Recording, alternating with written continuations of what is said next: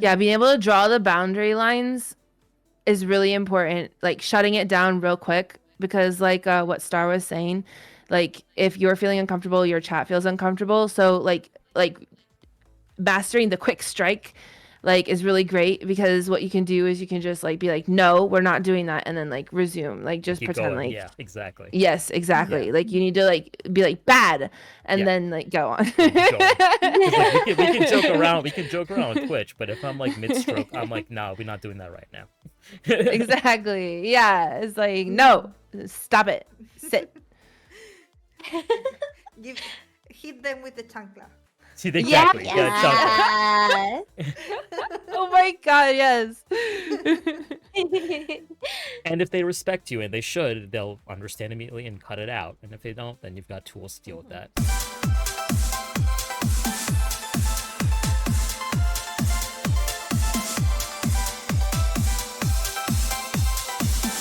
And welcome in to this episode of the Depths Podcast. We are back from our little hiatus. I'm your host, Atramentum_X, variety streamer and YouTuber. This is episode 51, and we're talking how to get started in lewd content. We're going back to the basics today. We've talked so much about all aspects of content creation on this podcast, but we have never yet done a podcast about what it takes to sort of get started, to get off the ground running. So many creators have done safe work content for a long period of time, but have just never really thought about like what it takes to get started on OnlyFans or Fansly and those other sites. I'm not even sure if we're allowed to say those words on this website, to be honest. So we'll just say Funsly. I think We you're allowed to were say it or just not allowed to get explicit. right. That's what I figured too. But the jury's out. We were scheduled to be joined by Lady Mystique, our co-host, but Lady Mystique is feeling a little under the weather. She may make an appearance later on, but for now she is taking a little break. Yeah. So we will do some introductions, and we'll be going left to right for our panel today. The first person that we'll be introducing is our ASMR's friend here, Stahrlust. Hi, Tell us a bit hi. about yourself, Star. Well, I'm as an artist, as Atramentum said. I do lewd content too from I think since 2 years, more or less. I'm really glad to be here to talking about this. Thank you very much, Star. Star is a charming ASMRist. And what platforms are you on, Star? Oof, I'm on Twitch, Kick, Airplay, Fansly, and I don't know if I can say the Orange YouTube. Orange YouTube also, yeah. Yeah, yeah, So yeah. what's really impressive about Star, Star is on all of the platforms. All of the platforms, like so many platforms. If there's a platform, Star's on it. It's really, really interesting. So we're looking I forward to hearing the Star's experience today. I took really seriously about the don't put your eggs in the same basket. So That's actually a very good point. Yeah. Yeah. We had an episode earlier this year about like when Gumroad got shut down and like how everyone was like, "Oh I was no." on that one. Yes, Susie was on that one, and everyone was like, "Oh, all my eggs are in the Gumroad basket," because all of a sudden these Mhm. websites can be taken away, and suddenly like you got to move somewhere else. So that's a very Yes. good, very good policy. Absolutely. Thank you so much, Star. Next up, making a return to the podcast, you were previously on the last episode too, Susie. Welcome back, Susie. Hi. I was I on the last episode too? Wow. Before Yeah, the it's break? episode 50, right? Yeah. Yeah. Yeah. Yeah. Yeah. Yeah. Yeah. Okay, Yeah. cool. Yeah. A double hitter. Yes, I am here. I am back. I am here to answer questions on how to be lewd um online. And I do content here on I'm a Twitch partner. I also am on the Funsly site. I do IRL and VTuber stuff. I'm also on the Orange YouTube, the good old Orange YouTube, and Patreon and a bunch of other spots. But honestly, just follow me here or Funsly, and then you'll figure it all out. Thank you very much, Susie. I will be collecting everyone's panels and listing it for chat in a little bit as well, in case you guys are curious, chat. Um, I did not prep that, but I'll make sure to list it in case you guys have specific questions about specific platforms for our guests tonight. And so, last but not least, the adorable and sweet sweetheart at the end of the panel, Shugi. Tell us about a bit about yourself. Everyone, my name is Shiggy, the Sugiecoated Witch. I'm a variety streamer, but I mainly stream ASMR and VR chat roleplay. I actually just got into Lewd content last September, and I'm coming up on my 1 year anniversary very soon. I stream, of course, on Twitch, on the Tiki site. I do different social medias like Twitter, Blue Sky, and a whole bunch of other things. Thank you very much, Shugi. One thing that stood out to me when I posed this question to Twitter, I did ask everyone like, what's something that you wish that you knew when you first started out? And Shugi responded from the perspective of somebody who just started, actually. So this isn't just a show about like the industry veterans and folks who've been in this a long time. I also wanted to hear from people who just started and like are going through it right now. Like, what do you want to know? Like, what did you Yeah. want? Oh, what are you yeah. like learning about right this moment that you wish you knew, basically? So Shuki's here to give the sort of the very recent perspective. But if I'm not mistaken, I was A like fresh looking at your look. socials today, Shuki. You've been at the content creation game for a little while, right? Yes, that is correct. I've actually been a content creator for about a little bit more over than a decade at this point. See, so that's interesting Mhm. too. Like, I think most people that we've had on this podcast, most creators, on average, have maybe been doing this for like 3 to 4 years. I think would be the average. Mm. So you're coming at this as a perspective of a very veteran content creator that has only Mm. recently sort of come into the loot sphere. So it's going to be very interesting to hear your perspective. Mhm. It's gonna be Yeah. fun. So, I do not have, unlike previous podcasts, I don't have a set list of questions prepared, chat, as I usually do. But we will take questions from chat during this time. I've got a link up in the chat as well that you may ask your questions anonymously if you want to be anonymous. You can also ask it publicly. I've already got some questions in the anonymous box that I'm going to pull out. But before we get to that, I am going to ask our panel a very simple question, and it's why loot content? What was your impetus, panel, for one to get started in loot tubing? I don't call on anybody. You guys can just speak as you see fit. Okay. So the question was why we decided to do this, isn't it? Yes. Okay. If you don't mind, I can start. Can I start? Yeah, absolutely. Yeah, thank you. For myself, I'm always been a really minded open, and I always wanted to do things like that with freedom. I was on role play pages from a really long time, and when I knew about VTubers, I found people like Project Melody, I think, Melody. and other YouTubers not so well known. And I was like, I can do the same. I can have fun, and I can explore this part of me that it's really kinky. So that was the thing that made me started with this, and it was harder than I thought at the beginning. But it's been a really happy journey for me. Y- Susie told me, and I forgot to mention, um, Hmm. Star does not show the top of her face, so that's why the curtain. Ah, In case anyone was Yeah, wondering. yeah, yeah. Make sure you. I'm, I'm a mysterious lady. Sorry. Mysterious lady, yes. You can't see it. I'll go next. I similar to Shuggy, I I actually wasn't lewd at all before I started Hmm. doing this type of stuff. I was a Twitch partner way before I was ever a VTuber.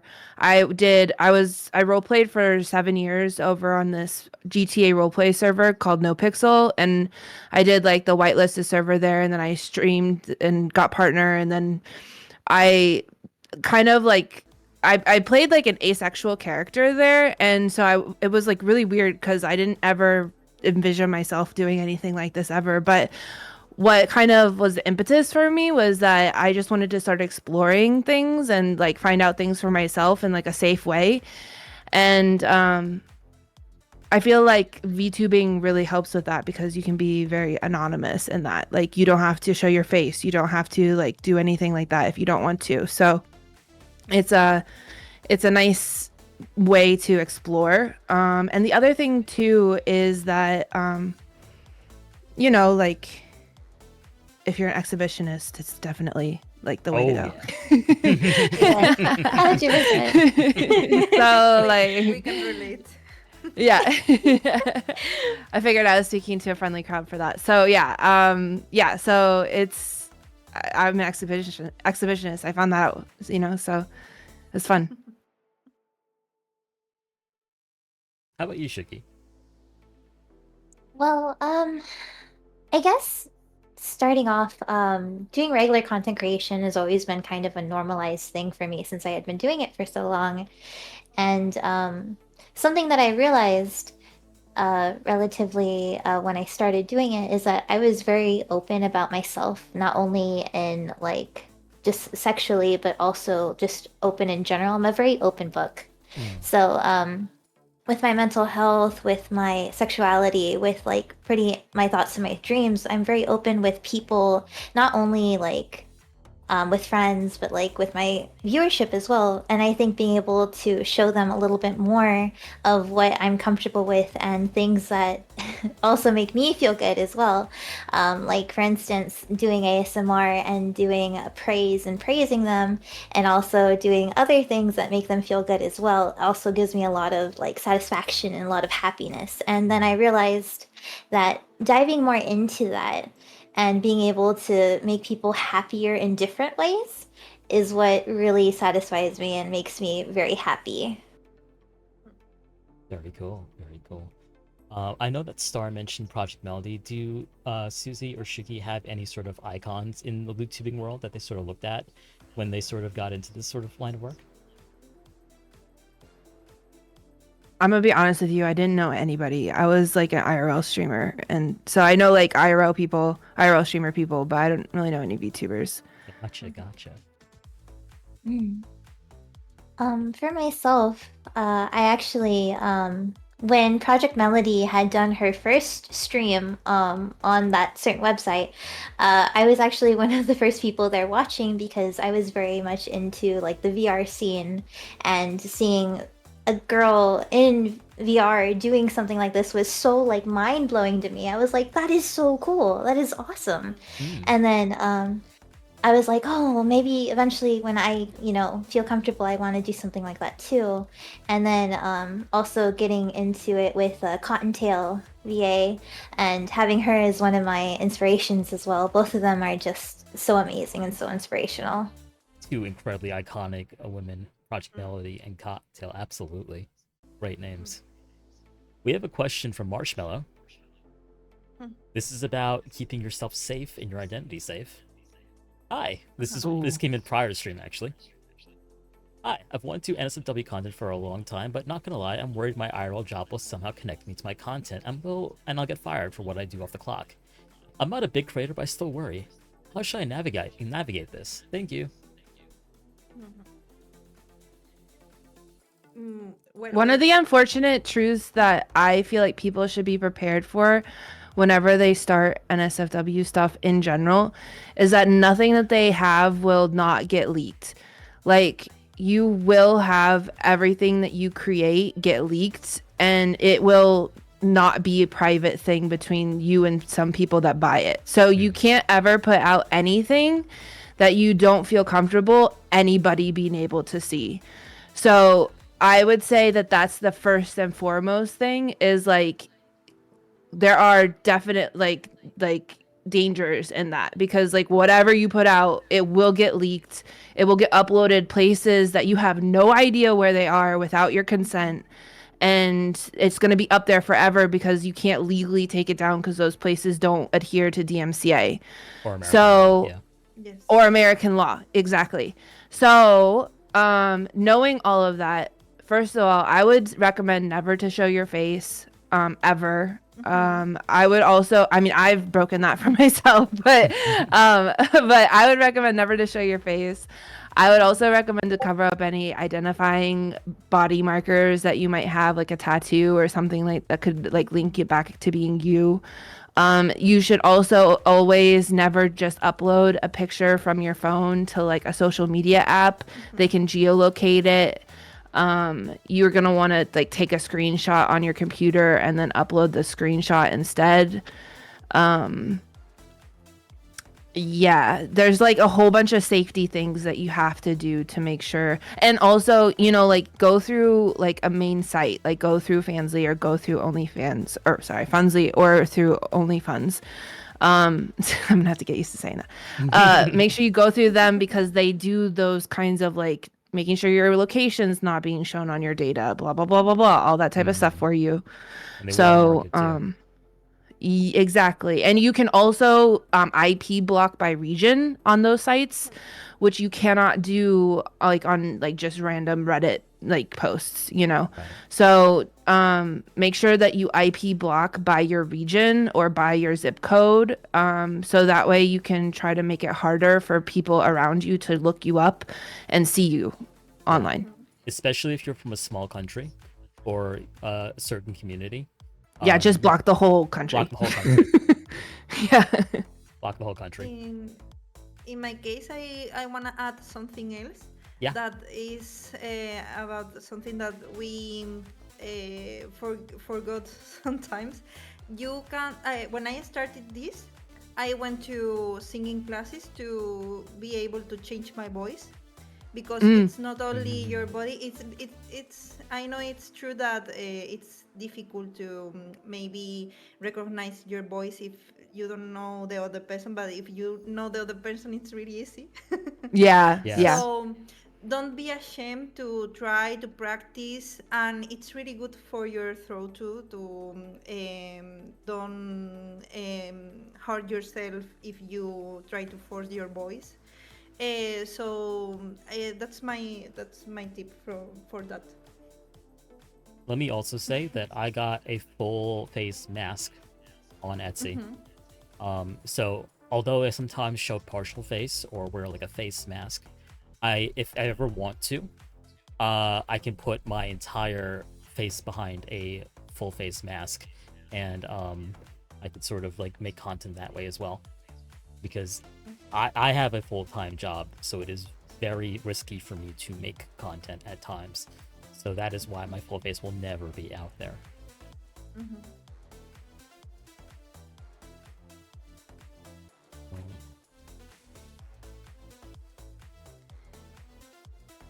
Yeah, it's hard. I mean, it's like a big decision. It's definitely something that you probably shouldn't make unless you're 100% certain that it is a route that you do want to go through. And also, unfortunately, if something does happen, you have to be willing to accept the consequences of things that do end up getting leaked. So Yeah. it's something that you have to be like wholeheartedly, you're ready to do it. And you can go by step. You don't need to do really big things at the beginning, like showing all your body or something like that. You can go by little steps where you feel comfy for that. Yeah, I think that's an important thing that most people don't realize is like you don't have to do it all at once. Like you can just do what you're comfortable with, and you'll find naturally, because like there's definitely some things that I've backtracked. I've done, and then I've been like, I don't want to do that anymore, you know? And then I just, you know, I take it back. I'm like, oh, I did that. I tried it. I didn't like it. I'm taking it back, you know? Yeah. So, they say that you can't put the toothpaste back in the bottle. I mean, like that content's out there now. I'm sure that people have seen the things, but I just haven't done it again because I didn't want to. So, like, it's just all choices. So. Yeah, and I would say for the question asker, your concerns are valid because yes, they can absolutely So terminate valid. your employment, and you will pretty much have no recourse, unfortunately, in most places. So good that you're thinking about this. Um, Mhm. these are all good advice. Just don't show your face. IP block if you have to, and it also doesn't hurt to price your content accordingly.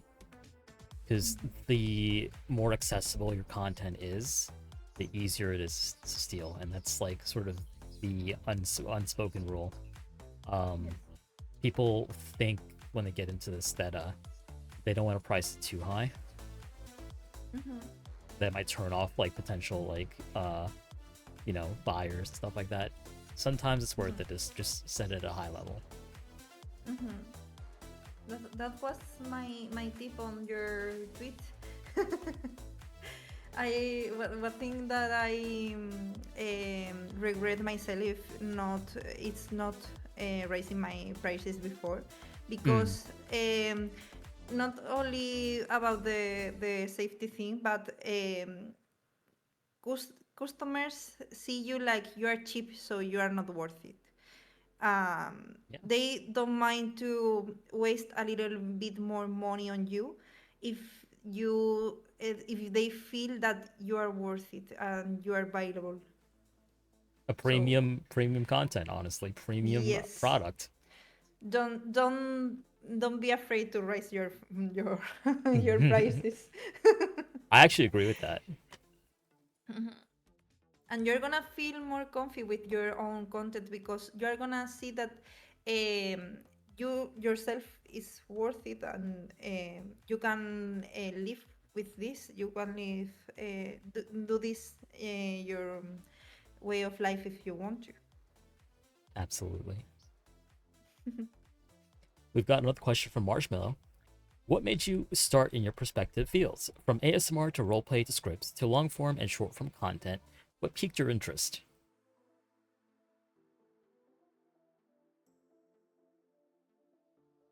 I would say for I'm me, really like bad. I saw like other guys doing BFE content, and I really liked the Mm-hmm. attention.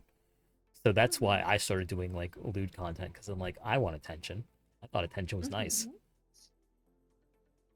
And then when I realized that I could probably get more attention by doing lewder and lewder things, and also had that exhibition streak, that's when I started doing live streaming. So live streaming became my primary lewd thing. And then because I got really uncomfortable with doing like heavy role play with chat, because Mm-hmm. like half of my chat were like my friends, I started Uh-huh. doing like games instead of like, e-sex with chat basically. So Mm-hmm. it was more like, watch me play this funny, goofy game while I moan. Like that's kind of how I found my niche, so to speak. How about you guys? I don't know if Susie or Sugi they do the role play thing, but it's really hard. It's so hard because when people answering you, it's okay, and you can keep the gaming. But when people doesn't answer you, it's like, oh no, I'm gonna Yeah, it's listen to the tough. crickets. Oh yeah. Yeah, yeah, yeah. So I think I have an answer for that. Silence is where, streamers make themselves. And Mhm, I think that when you have that moment where there's not any reciprocation, you know, you just have to get good at yapping. Like you just have to talk about whatever. Like you just have to say whatever the hell you like, whatever random thought. I think that I've had some of the weirdest conversations in moments of silence, and like my chat can truly call me a dork in those moments because Mhm. like you just say whatever the fuck, like you just like start talking about the like whatever weird thought comes to your brain, and mine's usually about aliens. so so it's a good lots of alien topic. facts come from silent moments, but no, like that's valid too. I do all kinds of different things. I change, like when I get bored of something, then I just pick something else up. I think that I started doing this kind of stuff because I wanted to just learn more about like how to express being lewd. So I just started in one way. I think I started with VR content first, and then I did VTubing. I play a lot of lewd games. I just like switch around. I do voice acting. I really like voice acting, so then I did more of the role play ASMR long form scripts. So then and then I also did a lot of like animation voiceovers, and then I got into voiceovers, and it was just like there's lots of different avenues that you can explore, which I think that that's fun because it's endless. You can like walk down a maze, and it's like you can just continue on and never find the end. Mhm. I think that's why I like the ASMR thing, because in ASMR it's really important the silence between Yeah, some sounds, and I'm not so good at jumping. I yeah. really It's Silence is tough. good. It's tough. I really admire you for that, because I'm really bad at that. But I can be that kind of streamer that you rely on to just relax and not listen anything. And that's the good thing about this, that you can do whatever you want and it still works. Yes, yeah. You can just like be yourself. Mm-hmm, mm-hmm. And if you yeah, about anything, aliens, for me it's a really good topic. I love it. Yeah. You're gonna success a bit earlier, I think. But if you are not like that, you can work in the other way and try like the SMR, just, or whatever you want, and it Yeah. works too. Find what works for you. Mm-hmm. Yeah. Yes, Mm-hmm. where you find comfy, because one thing that chat feels if is if you are comfy or not. If you are not comfy, chat it's gonna be a word about what are you doing, and they are gonna be totally out of whatever you're doing. That But if is you are fantastic comfy, advice. yes. Even in Lewd things, if you are comfy, everyone is comfy.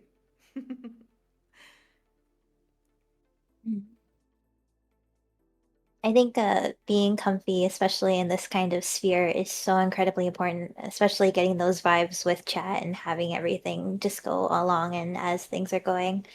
One of the things that you had said about was being something about lewd feeling comfortable, and I think for myself, um, was when I started content creation in general, I was always kind of leaning towards being lewd or just making lewd not content, but lewd jokes or Jokes, yeah. saying something off the chart, right? Yeah. And moving on to doing something like teehee sites worthy. And it's just like I feel like I don't have to bar myself from being lewd and Yeah. being like I have that freedom to like say whatever I want pretty much, and it feels so wonderful and freeing. And moving that to doing ASMR and tipping my toes into that, and then doing lewd ASMR and doing things like that, it just it's so much fun. And it just gives me so much serotonin, like making people blush or making people have a reaction, and having that comfortability of being able to do that out loud.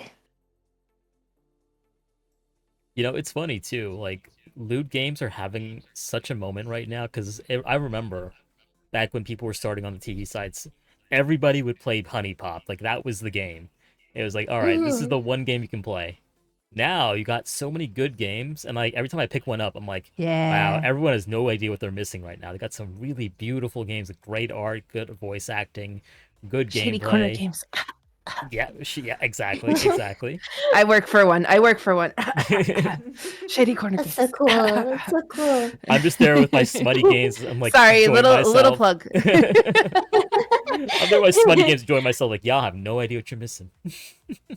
Yeah, no, seriously, I feel like lewd gaming is a whole different like gamosphere. People don't understand. You can step out of the like 2 second sex scenes that you get in regular games and you can play it all the time. They have live Like, 2D and hentai games now. I played like 3 of them in the last 2 weeks. Just like straight yeah. on live 2D animated hentai. It was so good. Mm-hmm. Yeah, Yeah. yeah. Yeah. But I And people digress. people likes to see the Lewd games being played by other people because they maybe don't feel good to buy for themselves. But if they Yes. see the Yeah. game Yes. before, Yeah. Yes. You're just stigmatizing that because people will make fun of you if they mm-hmm, see you playing a lewd game on Steam. And I'm like, nah. I remember that. Yeah, when Yeah. I started buying like a bunch of loot games, like people were like, "What are you playing?" I'm like, "Shut the fuck up!" Like, It's like I'm playing Orc Visage and it is art. don't look at me playing Carnal Instinct for 17 hours today. Shut up. It's like I am masturbating. Leave me alone. Yes, and I'm having fun. Mhm. Like I know the dot is green. That's because I just got busy. Okay. Yeah. Yeah, I mean, it needs to be like I am for destigmatizing lewd games. Like, let your friends play. Just smile and nod and give them a thumbs up. You know? Yeah. Mhm.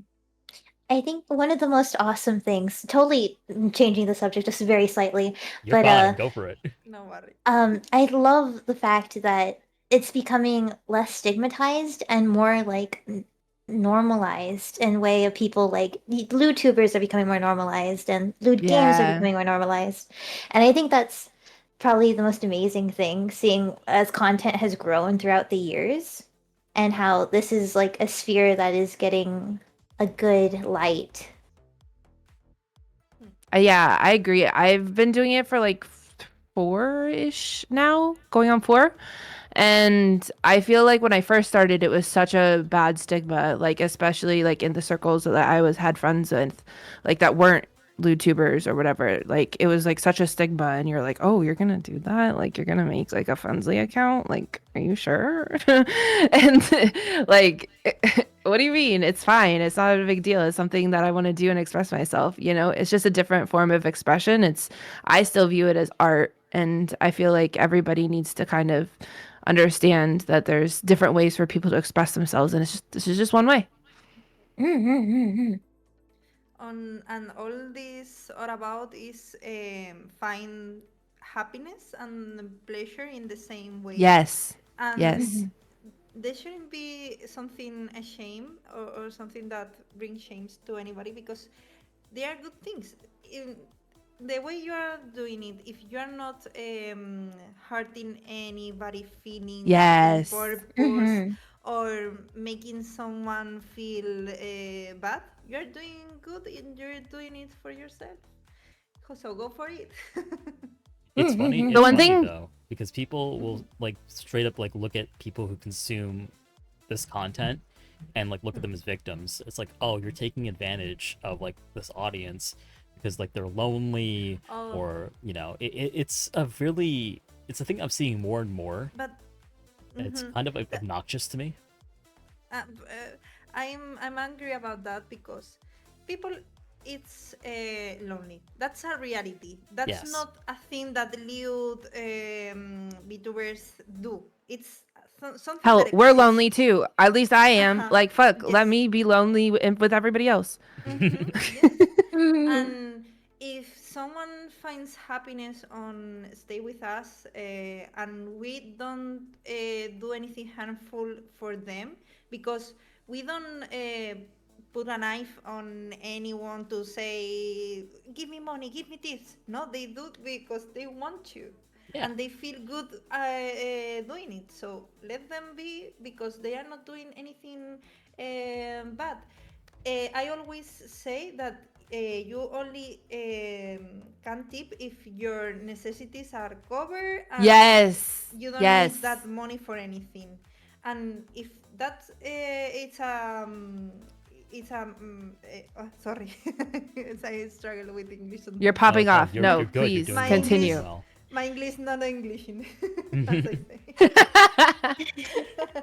But if your necessities are covered and you are able to do it and you find happiness on that, it's like if you tip for a really huge content creator and they say your name and you feel happiness. It's okay. They are valid. They are valid. All that ways. And you know what? I will say this: like, nothing has made me Mhm. happier going from sort of a guy who's like doing like lewd tubing on Twitch and sort of being like a flirty male VTuber on Twitter to doing actual transactional sex work, because I no longer felt guilty about being flirtatious or feeling like I was leading anybody on once I was taking tips and doing a performance, because then it was very obvious what I was doing. I was doing it in public for tips. It was out, in view of everybody and recorded. And nobody could say like, oh, he's leading me on, or he's like one of those like guys who's like, a playboy, whatever it is. Here I was able to do what made me feel good and also make it an actual transactional thing rather than people's feelings getting hurt. Google I never thought about Dockies, it in that flying perspective. around, whatever it is. Because back when I first started, people were like in everyone's DMs flirting with each other, and it was really messy. People were exchanging pics, and all the stuff was happening. At the end of the day, like I feel the most safest doing my work here on Funsly, because everyone knows what they're getting for their tips. Everyone knows what my limits are, what my boundaries are. Everyone knows what the parameters are here. And Yeah, I isn't feel that kind of protected. weird that we feel like it feels safer doing that than it does like Oh, it's out in the so wild? much safer. Isn't that like isn't that like a weird thing that I feel like I hear this a lot too with like fellow like Funsly creators, is that like it's it's definitely something that becomes this kind of way of being almost. It's a lifestyle. Like when you become a YouTuber, it's a lifestyle, and you kind of like get into this different kind of mindset, this different kind of mind style where it's like it becomes a safe spot, which is kind of fun.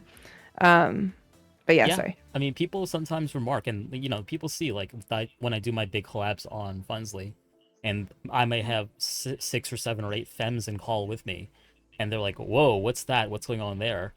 Trust me, everybody there trusts me. We've all discussed way in advance what our rules and boundaries are, and nobody in there is like going to have an issue with me, and I'm not gonna have an issue with them.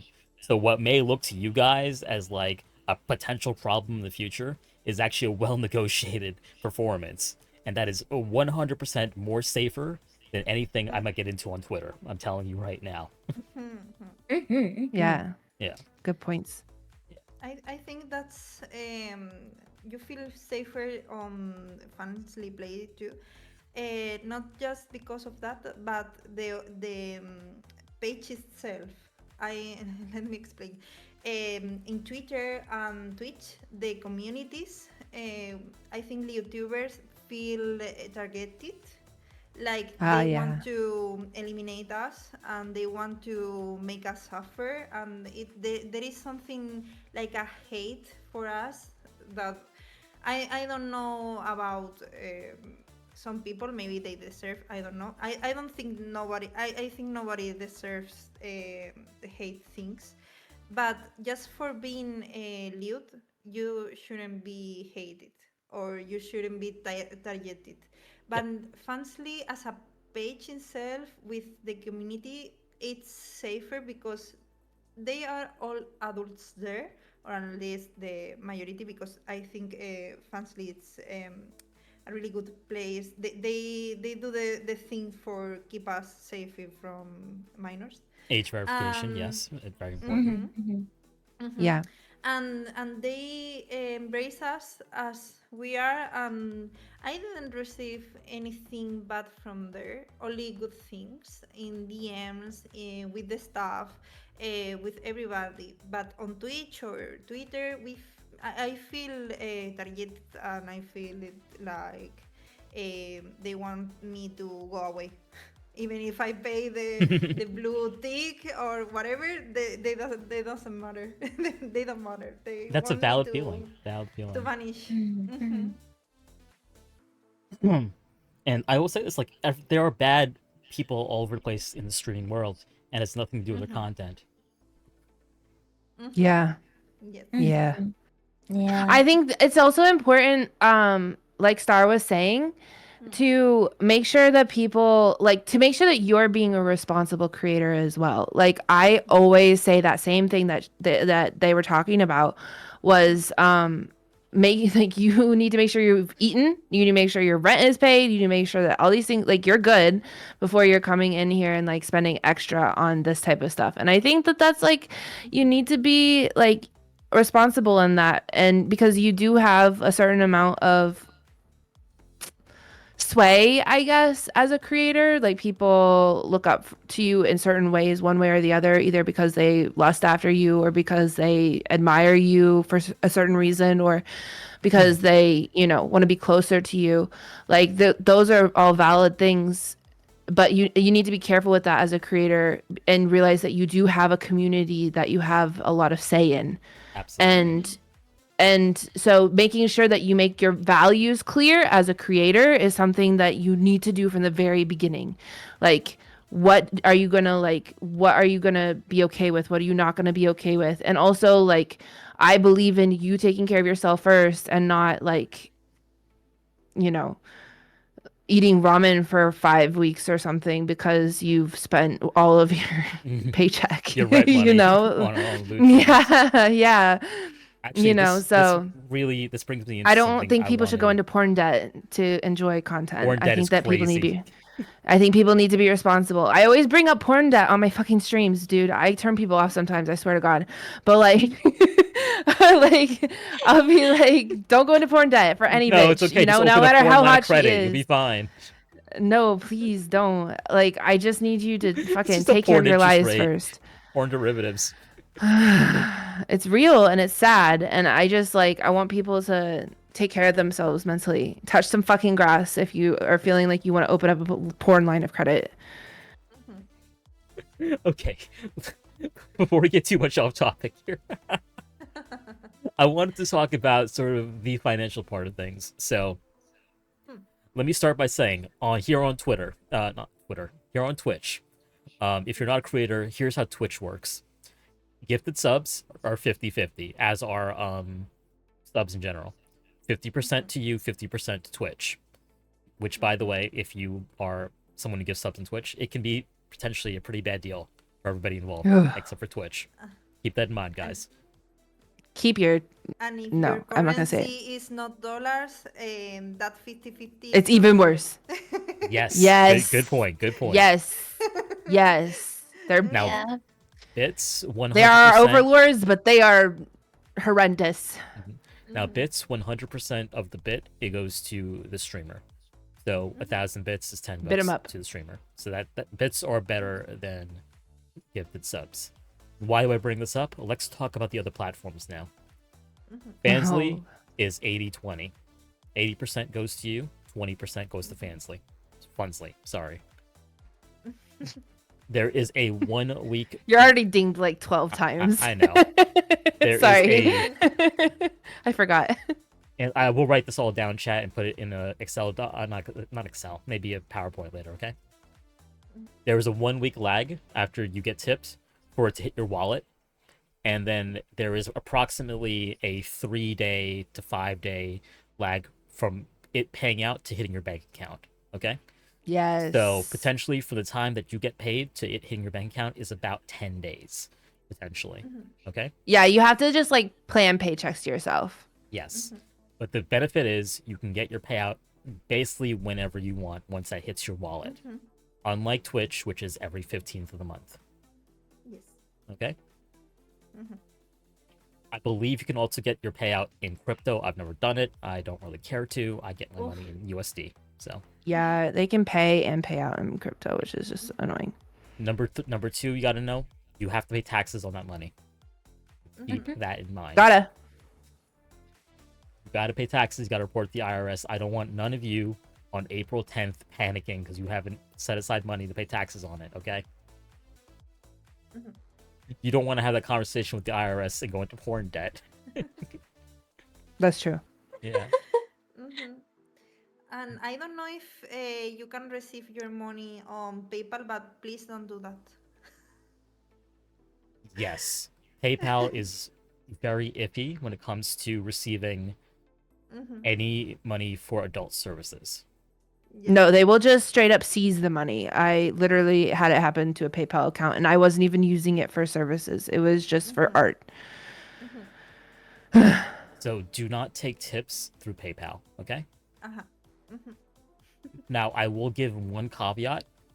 If you are, I don't want to get too over the place actually. So I'm going to mention this later about affiliates and toys and stuff like that. I'll bring that up later actually. Okay. For other platforms, how does Patreon work, guys? Anyone know? Patreon is similar. Ah. Oh, go ahead. Go ahead. No. I don't know anything about Patreons. I was going to ask him too. Patreon collects pledges every month. So if somebody like pledges to become a part of your like to become a patron of your Patreon, then they will pledge however much to whichever tier, and then Patreon collects it all. It's usually like on the same day each month because it'll like prompt them to choose that day when they sign up. So it'll collect all that money in a like kind of till, like it'll just be a wallet there, and then you can request it out. And they usually pay out like 2 days after you request the money, but it can be a whole 30 days in between like your wallet getting re-upped because it might not be the same day for each patron or patron. Good to know. Good to know. Can I ask correct? you, Susie? Sorry. Sorry. Oh no, go ahead. Can I ask you, Susie, if I'm not in the room, you cannot upload anything like Lewd videos on Patreon, or is it allowed? If it's Yeah. animated, it's allowed as long as it's not any of the things that are not allowed under animated. But if it's IRL, it has to be cosplay. That's the only thing that's allowed. Mm. Very strict rules on Patreon, guys. Be very careful. Yeah, They're it's cracking super down. strict. If you do anything outside of their rules, you have to read them very closely. Like there are very strict guidelines as to what is and is not allowed. But if it's audio, it's pretty much fine. Oh, okay. Good. Back to PayPal. Do not take tips via PayPal. And coffee. Be careful with coffee. You can take tips via coffee Because it's Stripe. Yeah, but it is Stripe though. But you can't sell content via coffee. Like, don't sell pics via coffee. Okay? You could take tips though, but don't sell pics or content via coffee. Yes. Stripe and PayPal have limitations about sexual services being sold on their platform. So do not do that. Yeah. Yeah, if they catch you, they're going to ban you Yes. forever. Yes. Until you get better a new or bank worse. account. Yeah. For better or worse, and I know it does suck, guys, that some site will take a portion of your money. It is still good to use a platform. Yeah, because they have certain protections too. Yes. Including chargeback protection. What is a chargeback, you may ask? That chargeback is when someone donates to you and then takes the money back. I'm saying it was a fraud or a scam. And that happens more than we think about it. People are really weird sometimes. People love to do that to Lewd content creators, so be careful. I take all my tips through Throne, and I have an explicit thing that says that I don't do refunds, and I feel a bit safe about it, but let's take care of the tips. Fansly has chargeback protection, am I right? You guys Yeah. I think so. Yes. Good. If you try to charge back, your account gets permanently banned. Good. Oh, that's good. I didn't know that. Yes. See? This is why we have When this you episode. load, that's why they have people load their card or load their wallet, because when you load your wallet, you're agreeing to a terms and conditions every time you load your wallet.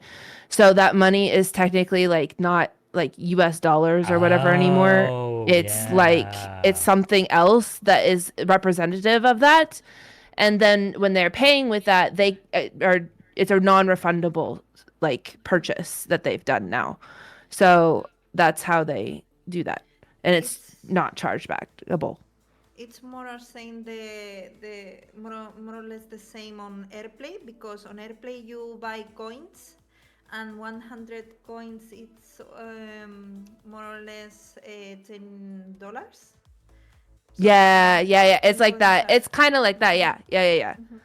And customers can use the PayPal there, so it's really good, because on Fansly or other places you cannot use it as a customer, but on AirPlay you can use it. You buy the coins; they are on your wallet, and you can spend whatever you Exactly. want. Exactly. Yeah. And I'm sorry, because I'm not sure about the split about the Yeah, I what was you just gonna get ask you on about that. Yeah, AirPlay. I'm because I was sorry, curious because too. I I heard don't about know. AirPlay, and I'm like, Ah, I'm sorry, but I think it has to be almost 80/20 or something like that. But the good thing is that you have a place on your profile where you can see everything, like what amount you get from content, subscription, live stream, and what amount they take from you. So it's everything really clear there. You oh, can so they show you see. they show you the actual cut. Yes, That's yes. good. I like They that. they share they share that with you, so it's really Yeah, good. yeah. Funsly does not actually show that to you. I think you have to calculate No. yourself. Yes. Yeah, but I Well, think it's I think calculates to 80/20. I'm sorry, because I think if you go to, let me check, just in a moment. If you go to earning statistics, you have a graphic. On that graphic you have, like, I don't know how to say this in English, but bruto, your earnings bruto, like the Credit amount too? people waste on you, Mm-hmm. and the amount you finally get, so you can do the math there. Oh, okay. Yeah. Okay. As for the other sites, so PH, I have a little experience with PH, but I don't really make any money on PH. I make hate like them. I hate pennies. them so hard. Pennies. you Yeah. you are They not don't pay gonna out do any. Even if you do get them views, they don't even pay out. Fuck them. They are not gonna give you any money if you don't show your face there. So um, they have in mind that for me, Orange YouTube is just for Marketing. Marketing. yes, Exposure. that's Yeah. it. Just that's it. Because they have a huge community, like huge user amount, Big user base, yeah. and and it's good to be there. But don't waste your time or efforts on something that it's not gonna give you any money. Yeah. Good to know, good to know. Okay. We covered PH, we covered Bunsley, Rplay, Patreon. I don't think, does anyone use ManyVids? I don't use ManyVids. I've used them before. They're not very great. You don't get very many views. Oh, I don't know if I can even say the name of this app on this stream, but I do have one that everybody should be using. Type it in chat. Oh yeah, let me type it in the Discord chat and you tell me if I can be able to say this.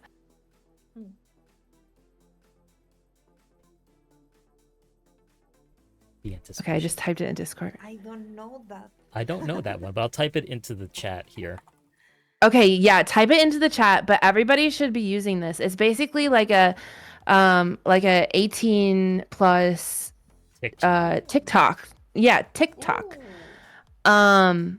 And I just highly recommend it. I've had a lot of success with views. You can link back to your pages. You just do 60-second profile style shots, and you can put clips.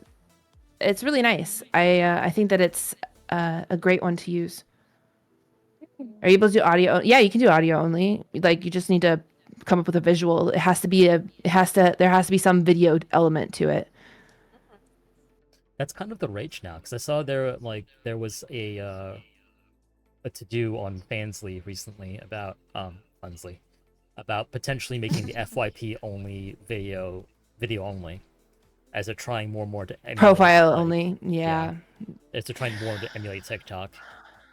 Well, they already have kind of basically done it because they've changed with their FYP promotions. They've put a bar in too as you're scrolling, and those are all in profile slot sizes. So if you want yours to really pop out and be in the promotion spot, then you need to be you need to have it in a profile style shot. So like I've had to edit a bunch of my shit just to have it in profile style shot whenever Just to I upload backtrack it. real So. quick, chat. FYP is For You page. FYP. The For You page on sites such as Funzly is a discovery page that Yeah, it's people super using important. people using the site will discover you on. How do you get on a For You page? Use hashtags. Yes. Yeah, So- you have to use hashtags, but not too many. Okay, there's like an urban legend right now going on amongst creators that if you use more than 8, you get deboosted. So I'm not sure if that's true or not. I it's the word on the street. I don't know. So I have been not using more than 8. I've been just kind of posting like 5 or so. But then I see some really big top creators use like 35. So I don't even know. See, the shit about that is that if you have numbers, you can do literally anything you want because just Yes. inertia. Yeah, that's the thing. They're like, she's like 300K already followers, and I'm sitting here like struggling to break 40. I'm like, why? Like, you could take a picture of your toe. If you have 300K followers, it'll just do numbers. Like, I know exactly. She's already got the masses, the comrades on her side. So yeah. So, but the thing is you kind of have to figure out which things perform well for you, and then post in those areas and stick to your niche. the point being, guys, 0 is terrible. Don't use 0. No, yes, don't Yeah, use 0. You don't won't use get any 0. views You'll ever. get none. 0. It won't none, it won't none. put your shit anywhere. Yeah, and you have to At the have a preview. Oh yeah. I don't want. Okay, are we gonna talk about the how... GIF or GIF versus video versus picture debate? We'll get there in one sec. I don't want to even tell you guys how many times I go to like someone's profile, and like just down the line, it's just empty. It's just locked, no previews. Now, why would I, a Coomer, like sub to your profile? Why would I even follow you? Self-report. Listen, I make no whatever.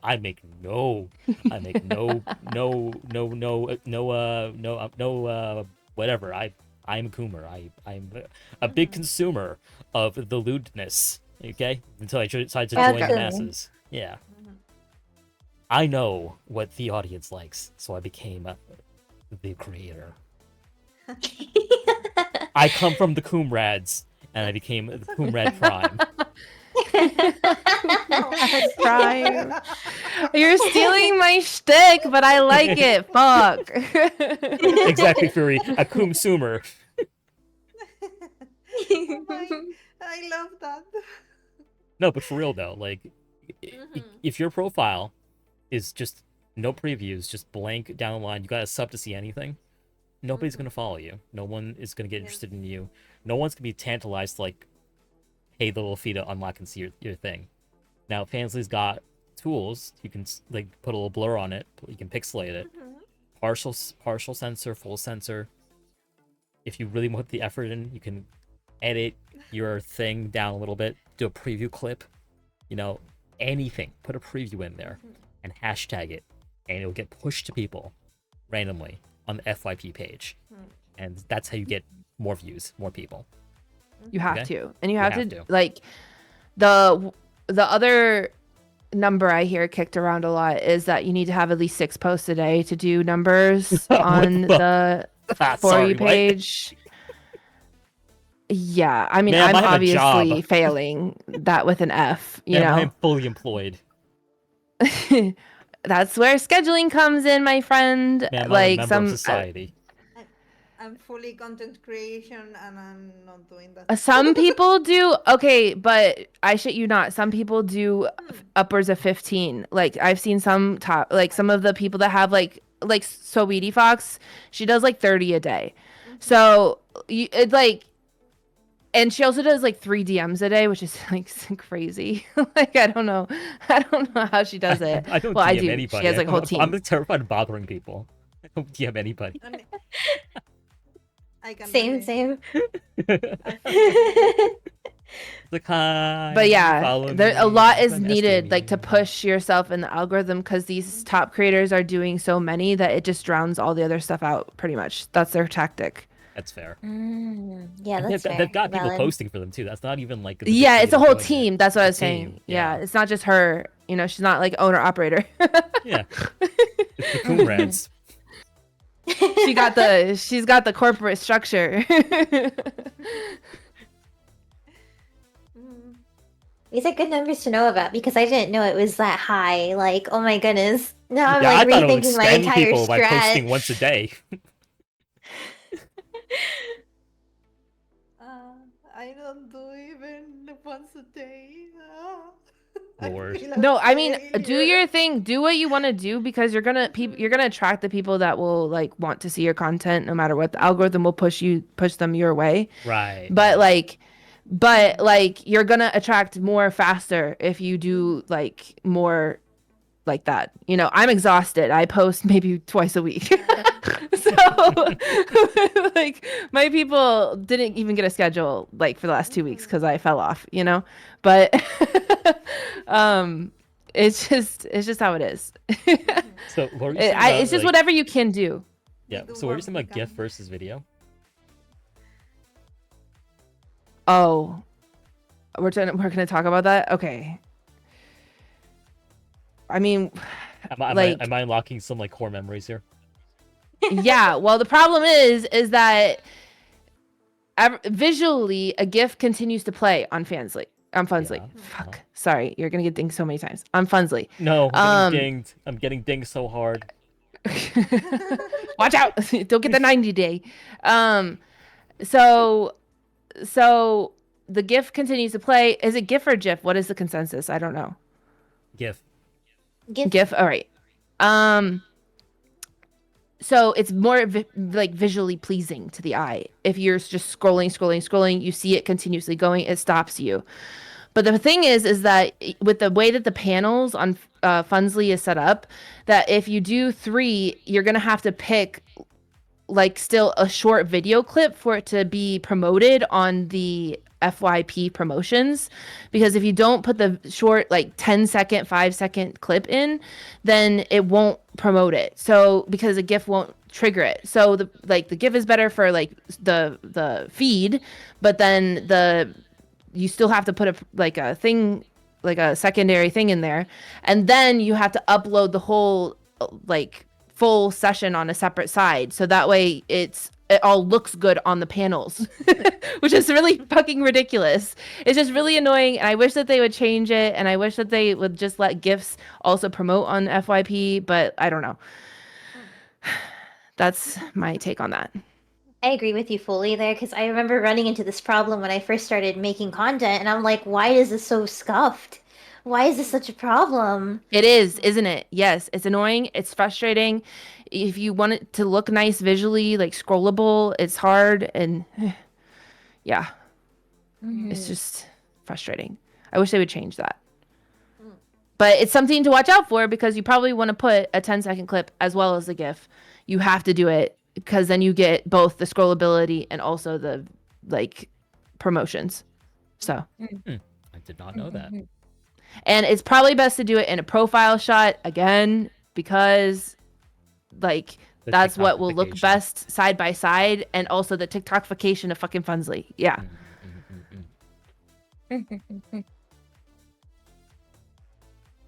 Are you taking notes, chat? I'm Because actually Sorry, it's like it's information, but it's also a rage. Yeah. I'm actually go through this So later and like valid. actually take notes down and like, actually like put it onto slides and like put it out later. It's just something that after you upload like 4,000 fucking posts, it's annoying, you know? Yeah, of course. But we do actually have a visual aid, courtesy of a LewdTuber friend. Sopa! Let's pull that out. Boop. And See if I've got their picture ready. I do. So we have a friend of ours, Dopaline, who is currently streaming right now, I believe. So they were unable Yay. to join us for the stream today, but they did give us some of their thoughts on today's topic, and they compiled it into Sex Worker Basics. So I'm going to read out for you guys, what they sort of compiled for us and sort of their thoughts on these things, and we're going to go over them and discuss. So, number one, they want to talk pricing customs. So they said, pricing customs. Pricing or even doing customs in the first place is a personal choice, and there's no wrong pricing when it comes to it. As long as you feel good about it, then that's all that matters. If you feel like you're not charging up for the amount of time or energy that goes into customs, then that's a problem. Sex work, especially customs, should feel fulfilling since it's an added luxury for supporters. You should never feel bad for having something priced too high, because again, this is a luxury service you're providing. Totally true. A thing I would add about this, it's that don't focus too much on customs, because when I started with this, I feel ambushed by by my followers, because they wanted the customs a lot, and I was too focused on do customs that I didn't do any type of content for the majority of my followers, and I lost it a lot of trekking there, like followers and that. Momentum. And now I'm Yeah. now I'm focusing more on doing content for everybody, and I'm seeing my pages growing. So don't feel pressure to do customs, and if you do them, price them high, because customs are things that only one person wants. Or you can do customs, but charge them a high fee for making the customs private. Yes, Yes, that's a good point, actually. I love the because they word, usually use the word luxury there. Like, Dope is right. It is a luxury. yes, yes it is, and they usually want something that is really specific, or their name on it, and not everybody can relate to that. So price it. Exactly. Like, a custom's like, can you just say, like, Mike, oh, fuck me harder, Mike.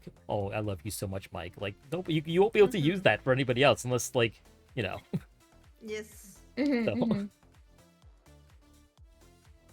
One thing that I started doing, or when I first started doing everything, I had like a specialty tier where like only 3 people could get to this tier, and only 3 people would have this custom script or this custom ASMR or whatever they preferred. And like I think for me, starting it that way was probably the best way to do it, just so that way you have like a certain amount of people that you can get to without being overwhelmed. Yes, that's really good. So, like, hard capping yourself off the bat, basically. Yeah. It's Just good because it also because manages creating expectations, like, for your community as well. and creating these things takes time. You're not gonna do it in one night, or even if you are able to, you need time for do the messages to the customers, and the uh, searching for the scripts, or making yourself, or that's a lot of time, and your time is precious. So Absolutely. Do you guys have trouble pricing yourself early on? yes. I love the way you said that. Yes. Yes. It was so good. Sorry. Yes, because for someone that feels like they are doing it for the first time, and they are not a professional, they think for myself, I thought that I couldn't charge too much, because I was like new, and I couldn't, and maybe I could do it better, but I didn't know at that moment how to do it better. but that was bullshit. Yeah, yeah, yeah. As I said, your time is valuable, and whatever you are doing, the thing is that if the other part is happy with that, you are doing it good.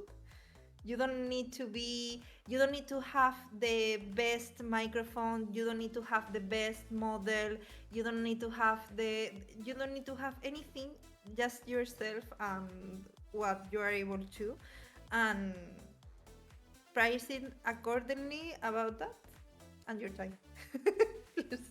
Mhm. Mhm.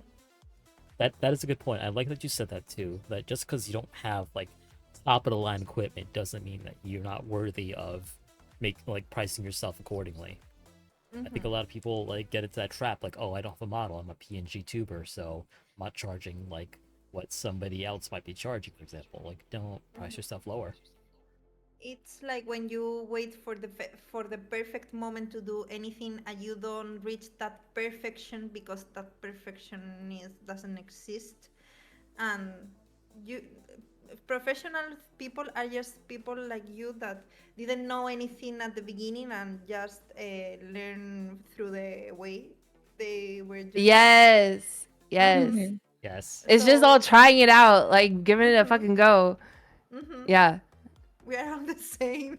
No worries. Exactly. Yeah. Mhm. So price it. Price it high. Mhm. It's better to lower the prices if you think that no one is attracting to the things you're doing than be overwhelmed by the people who is coming because of you pricing cheap. Hmm. Yeah, you can get like 3 comps for $5. You can get 1 comp for $15. What would you rather do, guys? Hmm. Mhm. Exactly. Mhm. I And think like, this one in particular. Oh, I'm sorry. no, no, go for it, go for it. I think this one in particular is something that I've had the most difficulty with when it comes to pricing myself, just because like I feel I'm getting into the mindset of I am worthy of pricing myself this high, Yeah. and like I'm worthy of like this is as much work as I'm putting into it, and people want to pay for my services because I'm putting in this work. So I'm slowly trying to get more and more into that mindset because it's really embarrassing for me because I'm like I feel bad for taking people's money. Aw. You gotta be more shameless. Yeah, you have to. Honestly, the best thing that happened to me was learning princess mentality, and then everything fixed itself. You know, like the world started to heal. So, like, get you some princess mentality, like, get in there, and don't feel bad about that shit. But still encourage your people to pay their bills. You know, like, Right, there's a and, right. and delicate like balance. There's a and delicate like balance there to be I, had. I understand you completely. Like, I don't have a throne. I don't have a throne. I don't have a donor link. I like don't encourage people to like give me to sub to me on like Twitch, although I appreciate it.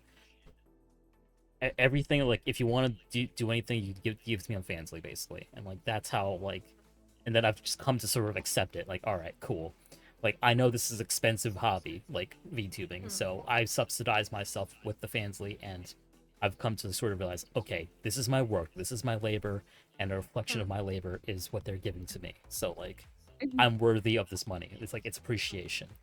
And if I have Yeah. nights that aren't as like monetarily like successful, then it's not a reflection on me in a bad way, but it's also encouragement for me to work harder. And I think it's like flipping that sort of mentality for me. Be like, I'm worthy of this, and the harder I work, the more I'll get. And I think that's really just helped me to have a healthier view of people giving me money, I think. I just know I'm working for it, you know what I mean? Yeah. Yeah. Yeah. Something I learned about what you are saying, it's that not only the all eggs and the same basket, that people likes to people likes to give you their money or their support through different ways. For example, Yeah. I have people that gift me from through Throne, but doesn't give me through fancy, because they don't feel comfy about that page, but they feel comfy about Throne Mm, or Oh gifting yeah, it's shoes something or different for them. so yes.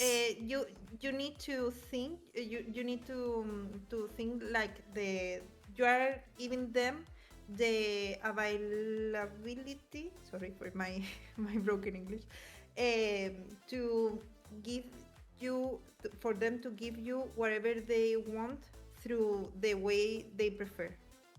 Yeah, I Mm. think Patreon does that for Mm. people too. I have a lot of people that don't like ever come to my Fundsly, but they're like totally definitely on my page. Like they're not even like missing a month on Patreon, you know, because it has a different stigma, you know. Like there's Yes. if you diversify yourself, you also diversify your brand. So it's nice to have like different like Mm-hmm. aspects of yourself in different places too, you know. That's a good point. Mm-hmm. Some people don't want to have their money on an adult site, and I understand it. I think. It's exactly Mm-hmm. it. Yeah. Yeah. They'd rather sub to a Patreon, listen to the dirty ASMRs, and it has a different stigma in their brain than going to a Fundsly stream and tipping there. You know, it's a different thing for them. Mm-hmm. Oh yeah, and like I know that some people are gonna feel a little weird like enjoying you in a crowd, like a little bit, Mm-hmm. you know. Mm-hmm. It's okay, objectify me. No. No, but If you also it's like it might be a little awkward, like if you're there with your I like other want friends to. and everyone's like horny at the same time. It might be weird. Yes, I get it. Yeah, exactly. Yeah. No, it's like a weird kind of dynamic until you build like that cadence with your But yeah. community, you know, what you have going Mm. on, what the vibe is every time, you know.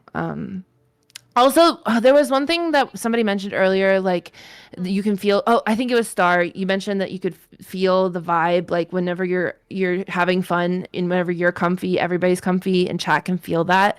Hmm. I think it's also important to address when you're having a bad stream.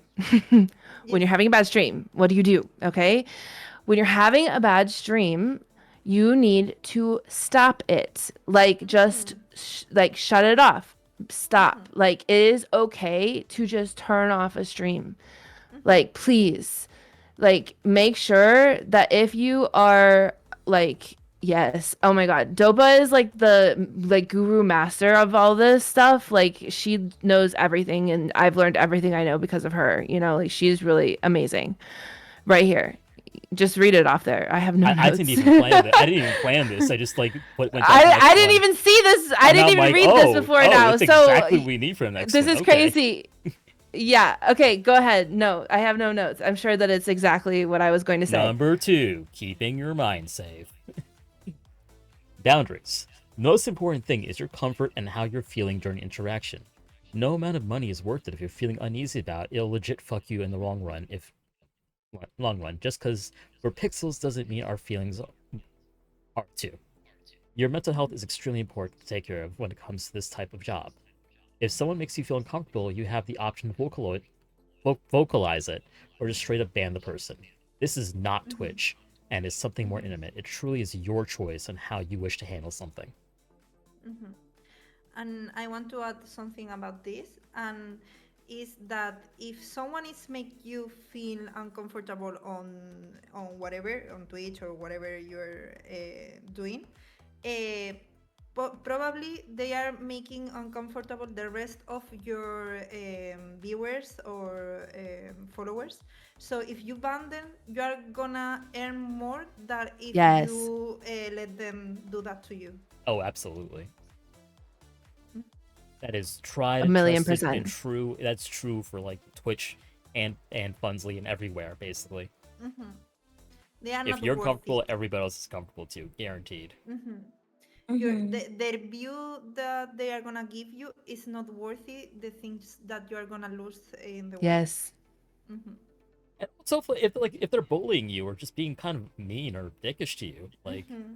because Mm-hmm. bully the Or if they're streamer self mentality, like promoting. yeah, Yes. but also like the bully the streamer mentality that people like to have. Like sometimes I've seen people snap from all the bullying, and like just break down, and like it's not fun if like people are all constantly Not at all. bullying you because they think that's the Mm-hmm. dynamic they have with you.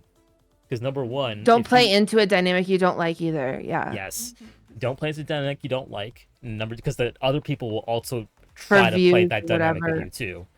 Yeah. Just because you and your friends might play around like that, other It will strangers will come snowball. in and like try to do the same thing with you. A snowball, yeah, absolutely. And you don't have to be the same with everyone. You're not God. Exactly. Yes. You Yes. can Oh my have god. What the fuck? Yeah. you can have different levels of trust with different viewers because many reasons. One of them is because some viewers come more often than others. I like But some viewers better too, you know. they can base it on trust. They can allow do things that maybe others don't. And I know that more a lot of viewers or followers don't like that, but we are, as I said, we are not God.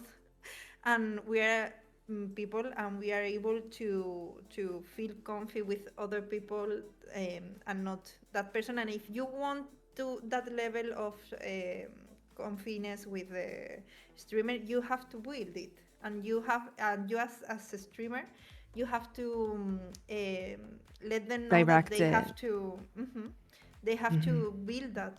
They for Yeah. if they come the first time and they want to do the same thing that one of your 1 year followers is, it's not gonna work. Yeah. Yeah. Who are you, new kid? No. Yeah, and I think it's important to like recognize too, like your dynamic that you might have on Twitch is different on Funsly sometimes. Like if I'm jorking it, right, and you're like, trying to like demean me or like make me feel kind of like like, silly for doing something or like weird, I'm gonna stop and be like, no, like you don't do that. Like Yes. I'm being vulnerable right now. I'm doing something that's very intimate. I need you to not make fun of me or like, mock me, you know?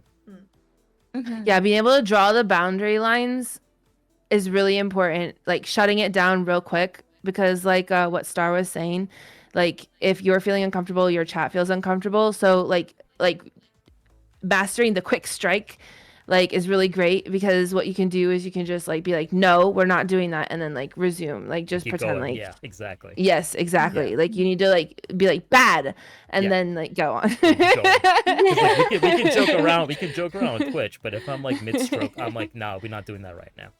Exactly. Yeah. It's like, no, stop it. Sit. Give Hit them with the chancla. See, exactly. Yeah. Yeah, chunk it. Yeah. Oh my god, yes. And if they respect you, and they should, they'll understand immediately and cut it out. And if they don't, then you've got tools to deal with that. And something that you have to have in mind, it's some people that I'm really grateful that mostly of the people that comes to the Lewd part of streaming are really sunshines, but you have to grow your skin tough because some people are mean, and not only the bully thing. For myself, I received threatenings of rape, for example. And you have to learn that they are not your followers, they are not your community, they are not someone you want in your pages or your content creation. So grow your skin. Don't let them in on your brain.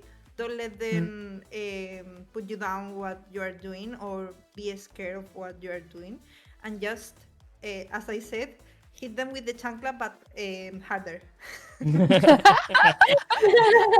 That's In iconic. in a way they don't like, please. Yeah, But you gotta show people like how you want to be treated, honestly. You have to teach people how you want to be treated. Yeah. And you have to treat yourself how you want to be treated too. I mean, that's part of like setting your own boundaries too and figuring all that out and then drawing the lines clearly and not really like and knowing how to reset boundaries when you feel like you've done something and then you're like, "Oh, wait, no, I don't want to do that anymore." Like being comfortable enough to like make those decisions for yourself. Absolutely. I would say that you have to be really self-aware. Please be self-aware. Yes. I've like had moments of non-self-awareness and it's just fucked me over. So I'm gonna keep repeating this graphic from Dopa. And by the way, chat, if you have any questions for a panel, you can stick them right into chat, or you can put them into Marshmallow up top. Okay, here we go. As content creators, we interact with multiple people daily, and that everyone's social battery is different. It's okay to take things at your own pace. Comparison is the thief of joy. So always do what feels right for you, because that's going to work for your also work for your community. Our supporters wants us to be happy and healthy. Never push yourself past your limits, especially when it comes to sex work. Uh-huh.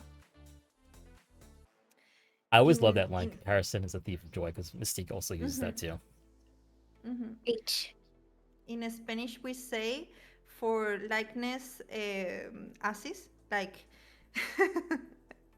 there are all type of things for people and you are just another one.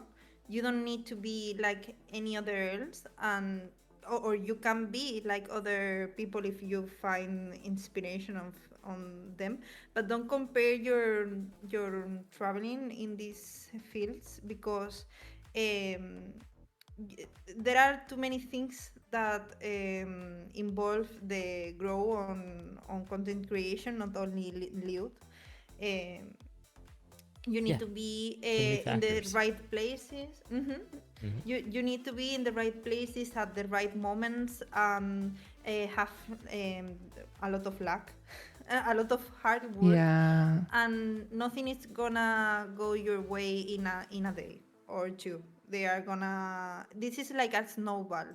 You have to do things little by little, and maybe you run faster than others, or others run faster than you, but you don't have to compare yourself for anything. I agree. And you know what? I think this is a VTuber problem. So, I mean, it's a problem all over the place in content creation, but I think it's a VTuber thing too. I think people make the mistake of thinking that all VTubers are kind of the same. So if one VTuber is successful in this way, then that means all VTubers are successful in this way. So if, one VTuber does this thing, then I have to do this thing the VTuber does as well. And that's just not that true, because it may have been the case when people started in 2021 that just being a VTuber was enough to like get ahead. But I think people need to realize now that you have to be a content creator also. So it's no Yeah. different if you had the model or not. It matters what kind of content you're making, what kinks you're hitting, what fetishes are you doing, what games you're playing. Um, so you can't. It's not enough to be like, well, this VTuber does this, so I'm gonna do this too, and then getting frustrated And when it doesn't pan out for you. and a lot of VTubers don't realize that we are not the enemy of each other. We are companions. And if you seek to the big ones like the Bisoyo, Hololive, you see them working together. They do streams together. They rely on each other, and why? Because that's the thing that works. The people who see, for example, Iron Mouse is not the people who see Melody, or maybe there are some that see the two of them, but they can they are not limited in hours or views. They can see them both, and if Iron Mouse has some people that maybe can be interested on Mel, when they collab or they do things together, they allow the people to know them better. And, and that's a thing that I miss from ASMR content creators, because on ASMR they feel like a family, and they support each other a lot. And the people who seem an ASMR artist also seem the others and know the rest of them. But on VTuber field is like I don't want you to know my viewers, because, or I don't want them to know you, because I feel like you are gonna stole them from me, like they are things and not people are. Yeah, I've It's seen way some for not free. so great things in the ASMRing Mm-hmm. world, like the ladies Oh, reporting each other's channels and like uh, some back yes. chatting and canceling On each other. on on VTuber ASMR, it's really dark space. Yeah, it's bad stuff. I I've seen I bad stuff. did a long time ago. I did ASMR as ERL, and as I said, it was completely different thing. And yes, I don't know why they think this way, but it's bad for everyone. It doesn't help anyone with this. Mhm. It doesn't, and But like well, it will mm, always come out how you treat people in private. It will mm, always come out, and like it comes out every single time because you cannot keep in mm, private the way you treat people. Someone's mm-hmm. going to tell. It's going to come out eventually. Yes. Mm-hmm. And big people have fallen Mm-hmm. from like doing this sort of thing. Not even gonna name names Yes. at this point, but like if you're watching this, you know somebody who's like fallen from like Mm-hmm. being a shithead in private. So, Mm-hmm. Everybody knows at the end. hmm oh, here's something we want to get to actually. Recognizing scams. We didn't talk about Oh. this. We Oh didn't my talk god. about this yet. Recognizing scams. Always good to give people a chance to prove themselves. But anyone who promises to Mm-hmm. buy or pay for something repeatedly is more than likely not going to. Mm-hmm. It's best to get paid upfront for any services when it comes to sex work. Mm-hmm. Yes, totally. Don't do anything for free with the promise that they are gonna pay later. Yeah, because you're never gonna get because paid. exactly. Ladies, You're just never gentlemen, gonna get paid. also, you are not Affirm. Babes, You are not Klarna. babes, There is no buy now, pay later. There's no buy in for. not for payments. No, There is no none of pouring debt here. that. No pouring line of credit. No. Mm-hmm. You get the money up front. I've only ever done that for somebody who had like consistently commissioned me like, for over 2 years. So like and when they wanted to like split a payment, I was like, okay, well, I think that you're probably gonna still come back for more and then I'm gonna hunt you down there. So Just the trust imagine, is well spent. like, guys, imagine you're running a bar, right? And somebody comes in and is Mm-hmm. like, "Give me a whiskey, I'll pay Yeah, you it's exactly tomorrow." like a tavern. Yeah, Yeah, exactly. you don't want to run a tab with these people because that person's gonna walk out the door and you'll never see him again. Mm-hmm. And they'll have your titties too. So no, bad. Exactly. Don't do it. You wouldn't just give them free drinks. A person you just met. No. And with the scam things, take care also with people who comes telling you that they are gonna do something for you like merch or things like that. Always try Yeah. to ask other content creators if they know them, and if nobody knows them, please don't fall for it because they are gonna take your money and run away. If they ever want to pay you outside of the site, say no. They say, "Can I send you money via like PayPal?" No. Mhm. No. They're trying No to PayPal. they're trying to charge you back or something. Guarantee you. And one of the things, gifts are gifts. If you want to do something for example, throw gifts like if you buy something for me, I'll give you that. That's okay. But if you don't have anything and they want to give you something, don't let them blackmail you like I gifted you something on there and you owe me. No, you don't owe them anything. They did it because they wanted. So don't let them blackmail you, please. Mm-hmm. Other common scams, if anyone offers to like Hmm. uh buy you followers or like sell you followers, I Oh, guess. no, please. You don't do Never. that. Number one, it's not gonna help you. Like it's not going Mm-hmm. to raise your engagement. It's not going Hmm. to make you famous. The promos account, Yeah. the promos, they do, they only have this thing like they are saying that they do promos for content creation creators on the blue sites, and don't trust them. Just don't trust Mm-mm. anybody. Yeah, there's no Mm-mm. shortcuts here.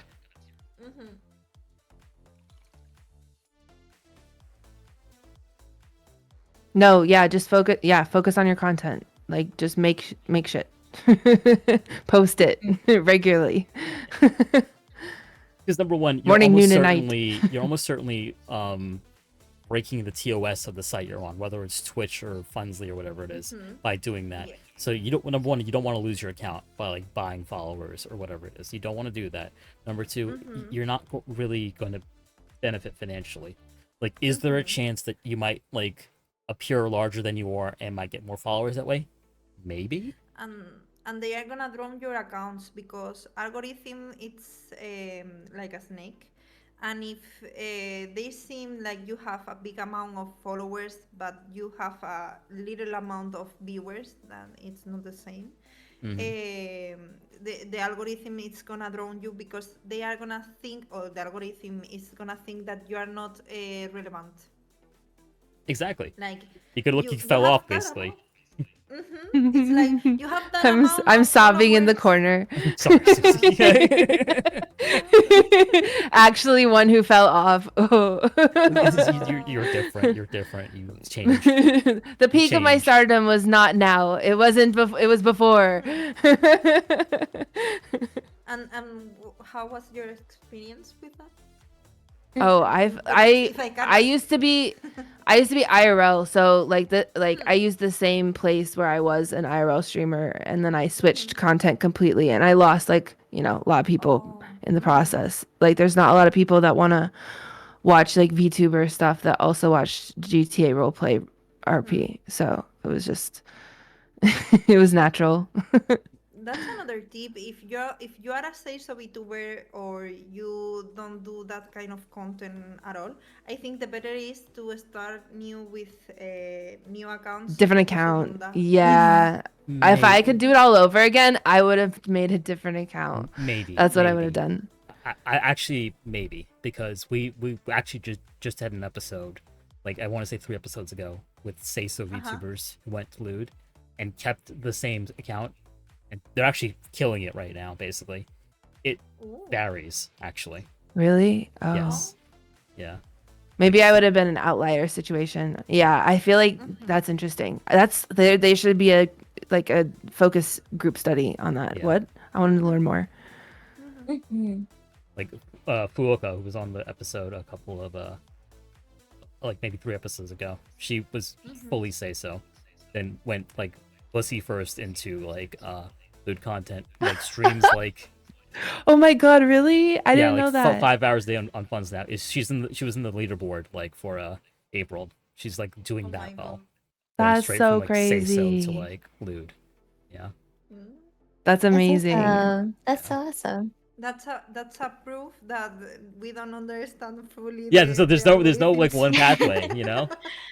Yeah. Yes. They say that you have to make it big on 3 different places at once to really truly like see like massive growth. So like, there's different pathways to becoming really big, There's lots of different avenues for people.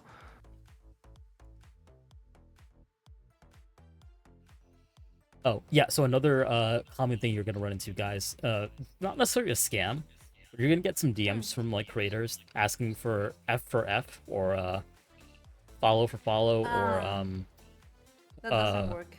yeah. What's the other one? Like, post for post, something like that? Yeah, shout out for shout out. Shout out for shout Lots out, of, yes. Lots of the IRL girlies are doing shout out for shout outs. Yeah, guys do it for me, too, and I'm like, I don't think my audience is interested in your content, my friend. Like, good on you. I support other men doing this, but I don't think we have the same audience, this fella. I don't even Yeah. answer, There are other, you know? and I think there are other ways better to let your community know other people than that. Just Yeah, I to- find, like, if I follow somebody and then your page is just retweets of other people, like, I tend to not like it. I tend to, like, not enjoy that. It's like if I'm So following your it's Lewd interesting content. because it's like a relic from the IRL, like like OnlyFans sites, because the only type of like marketing originally that they were able to do is like each other. So they built like it's kind of like coalition building a little bit, you know, Right. like building internal marketing structures, you know. And so some accounts will then eventually just become reposting accounts, and people will go follow those free accounts just to follow, like find other people to follow. Like it's like a fan page of like, you know, that somebody goes to follow to find new people too, that like are kind of all similar. Usually it's kind of similar vibes, you know. Mm-hmm. I didn't know that. Yeah. So it's definitely just marketing. It's purely marketing, and bigger people will do that to get exposure in smaller markets too. I just think it's And they're willing to outdated. pay you for that like marketing. No, it's totally outdated, but the reason why is because there's not really any place that you can go to truly get marketing for this kind of work.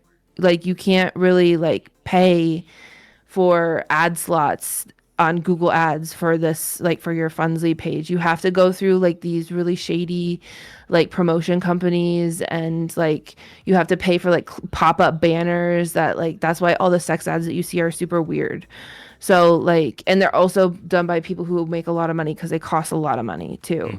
So it's like really the only like way of advertising to the well, other than like collaborating, you know, that's the other main way of marketing. So it's like it's very because of the industry itself, because of sex work itself, the industry. Absolutely. Yeah, I mean, with the FYP, I personally I don't see the use for it, but I think for my sort of message on this is assess the opportunity and see if it works for you, because it may work for you, honestly. But But take care.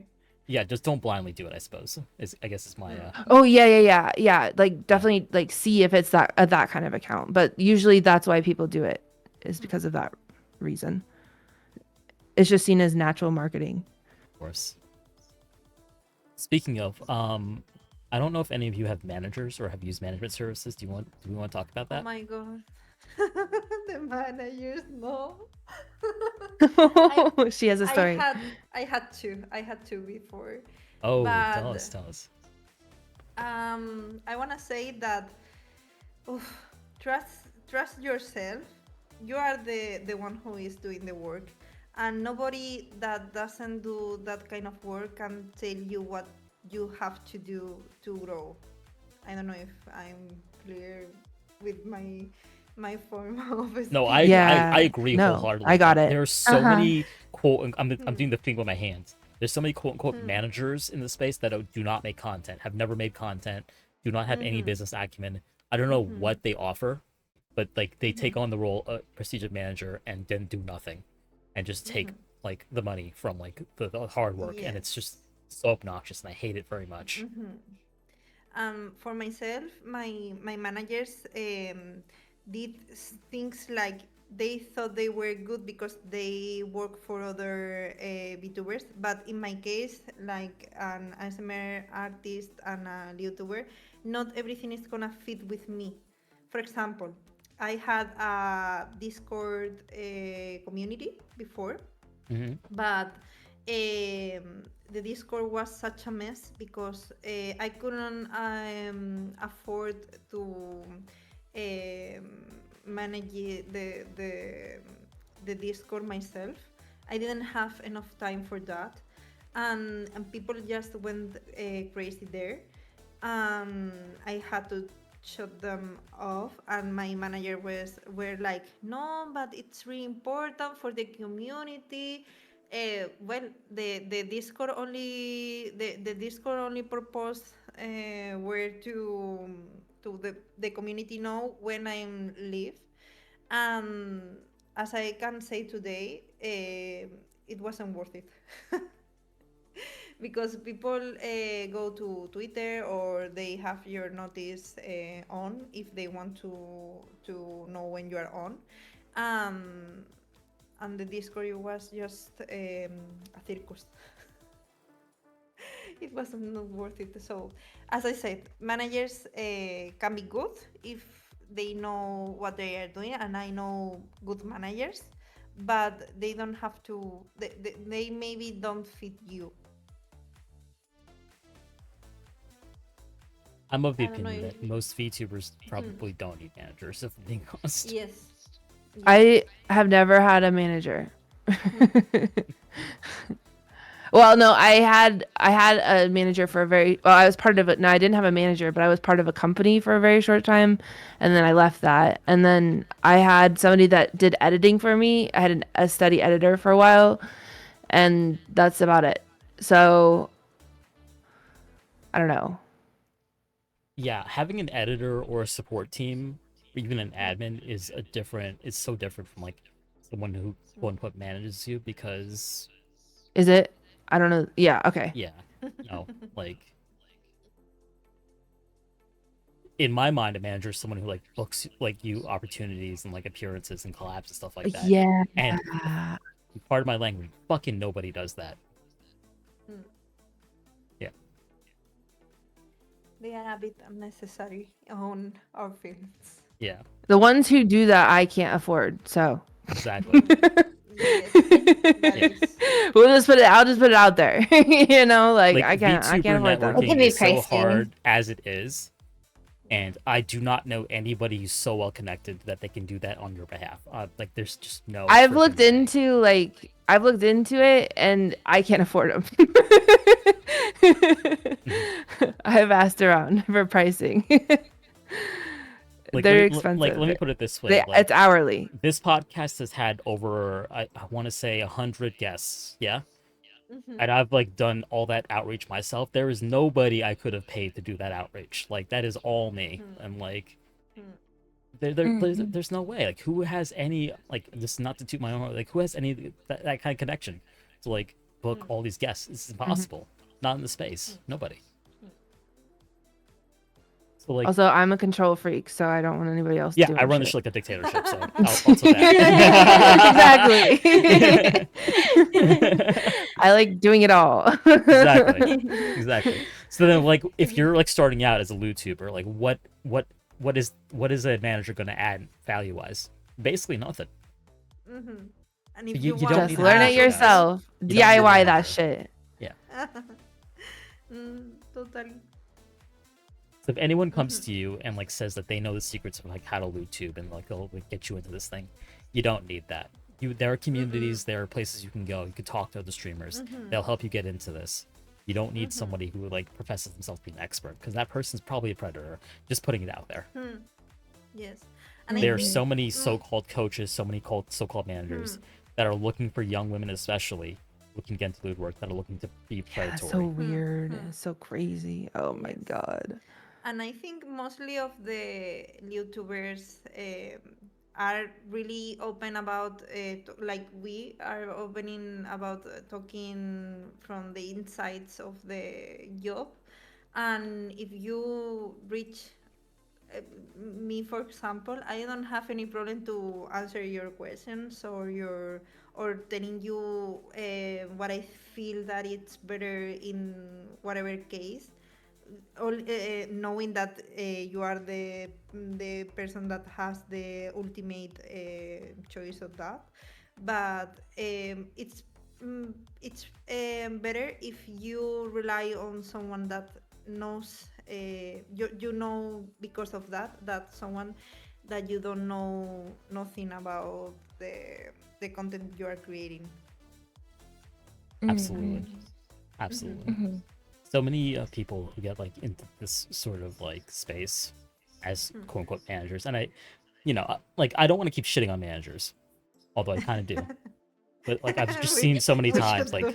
It's a whole other episode. This is where a little sign comes up. they just they're not in the industry. They have not done the content. They're not in the work. They're not even like femme themselves, and like they're like trying to like manage femme VTubers, and it's a disaster. It's like I just see it like crash out so many times, and like I just like warning, Pop warning, up. do not.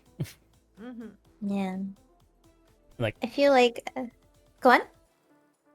I don't know if we want to talk about agencies also, but we'll get to that later. Go ahead, Sushigi. I guess I'm a little bit like, because I've been in everything for so long, and I'm like just trying out what it is like to have a manager, and like a manager in general, not just for just lewd content, but a manager to help me organize everything because I'm so disorganized and trying to get everything that I need to get done. But I'm attempting to try it out. I've only been with this manager for about a month or two, and so far so good. So I'm hoping that things keep going well and that it doesn't end up badly compared to like all these other stories I hear about other managers not being the best. You know, full disclosure, I am starting to manage another streamer myself, and he's a good friend of mine. Um, Mm-hmm. I feel relatively confident I can manage him because I've known him for many years, and I'm also a content creator, so like I feel like I can do this. But like, I worry about these people who come in without any experience whatsoever and like promise the world and then don't do anything. You know what I mean? Right, which is so valid. Like that's something like a big red flag with people who don't necessarily do the things that they talk about that they would Exactly. do for you. So I totally understand. Thankfully, with the manager that I'm with right now, she's been through all of the stuff. She's been through content creation, and she's got a good green flags going up. So Nice. We love green frags here. Yes. mm-hmm. Chat, make sure you get those questions in over on Marshmallow and in chat. The depth is typically 2 to 2.5 hours. We're coming up on our closing time, so please be sure to get those in. I will finish up reading Dopa's little graphic for us here. Dopa's closing thoughts are tips to enhance experience. I like this tip actually. Dress for the part. Even if the viewer can't see what you're wearing, you'll feel hot as fuck with what you have on. I really like short skirts and dresses. Intentional music. Make a sexy playlist that you can listen to alone or during stream, that one that makes you feel hot. And a pre-stream ritual. Do something that promotes self-love before your stream to give you energy that you're trying to channel. It helps with pre-stream jitters. These are all really good points. Number one, I discovered sexy thong underwear. I love them very much. Number two, male stripper playlist all over on Spotify. Good stuff. Gets me like ready to go. Because the pre-stream jitters is a thing, makes you feel nervous. Yeah. You get super nervous. You gotta get in the mood because it's really a mental thing to do loot streaming. Yes. So I feel this too. I I have no read this. notes. Yeah. Exactly. It's so good. I Yeah. also want to add it to there. The post-stream drop is something you gotta get ready for also, because the first time you nut and like end stream, if you're like me, you're gonna feel an emotional drop afterwards. You may not. You may just like open up No, it's Fortnite totally and valid. go No. right at it, and God bless you if you do. But like, I afterward was like just like numb, like So I feel whatever that. you gotta know your self care routine also, guys.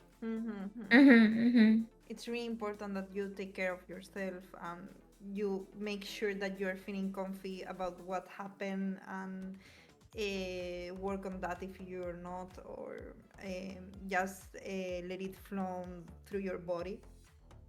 It's really important.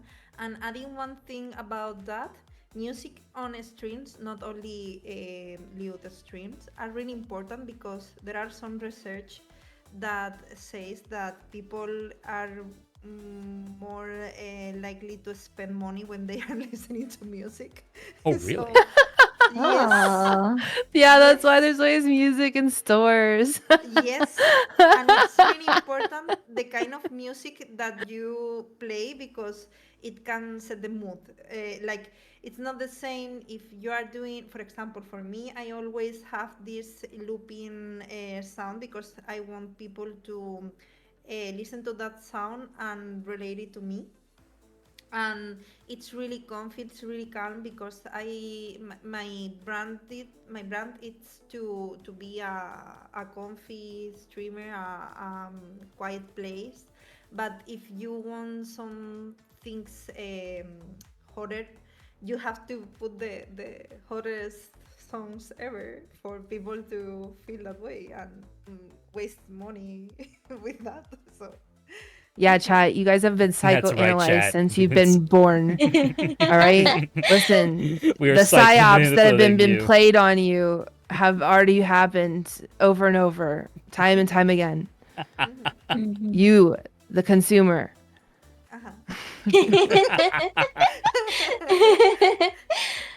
the voices in my head told me to waste the money. I oh my. Definitely the aftercare part is very important. Mm, A little TMI, but I lost my V card on stream. Not actual V card, but like my streaming V card last month for the first time. And like afterwards, I was so puzzled and so nervous and just Yeah. like absolutely just in heaven at the same time with being like, wow, this actually just happened. I'm so happy. And then having the aftercare of like not only chat being like, hey, are you okay? Like my chat actually was like, are you doing all right? Like checking in on me was like, is that okay? Like just having that community also be worried about you and genuinely considerate for you, not only as just like you are a product, but you are actually a person. And I think that was so wonderful. and that's the kind of people you want on your community, the sunshines. Yeah, there are times where like if you're pushing your boundaries on a fantasy stream, you need to have like those check-ins with yourself afterwards. Like, are you good? Like, do you need what you need right now? You talk to somebody. Do I have to walk shit back? Yeah, Yeah. yes, exactly. Do you have to walk it back? Because Yeah. I'm always in a negotiation with myself. Like, how much do I want to do? How much do I want to show? How much do I want to like give to myself? Because I don't need to do this for my survival. But like, I want to be entertaining. I want to push my boundaries to like become more popular. Like, that's part of my thing. But like, you know, I don't want to push myself too much that I'm like gonna hurt myself emotionally. You know.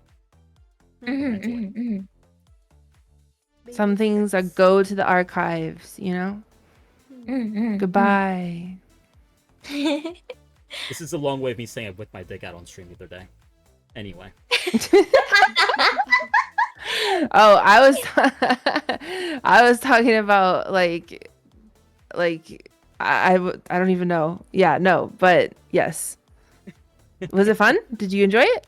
I did, although I did have to have a moment afterwards. Like, okay, were you okay with that? Yeah. Okay. Yeah.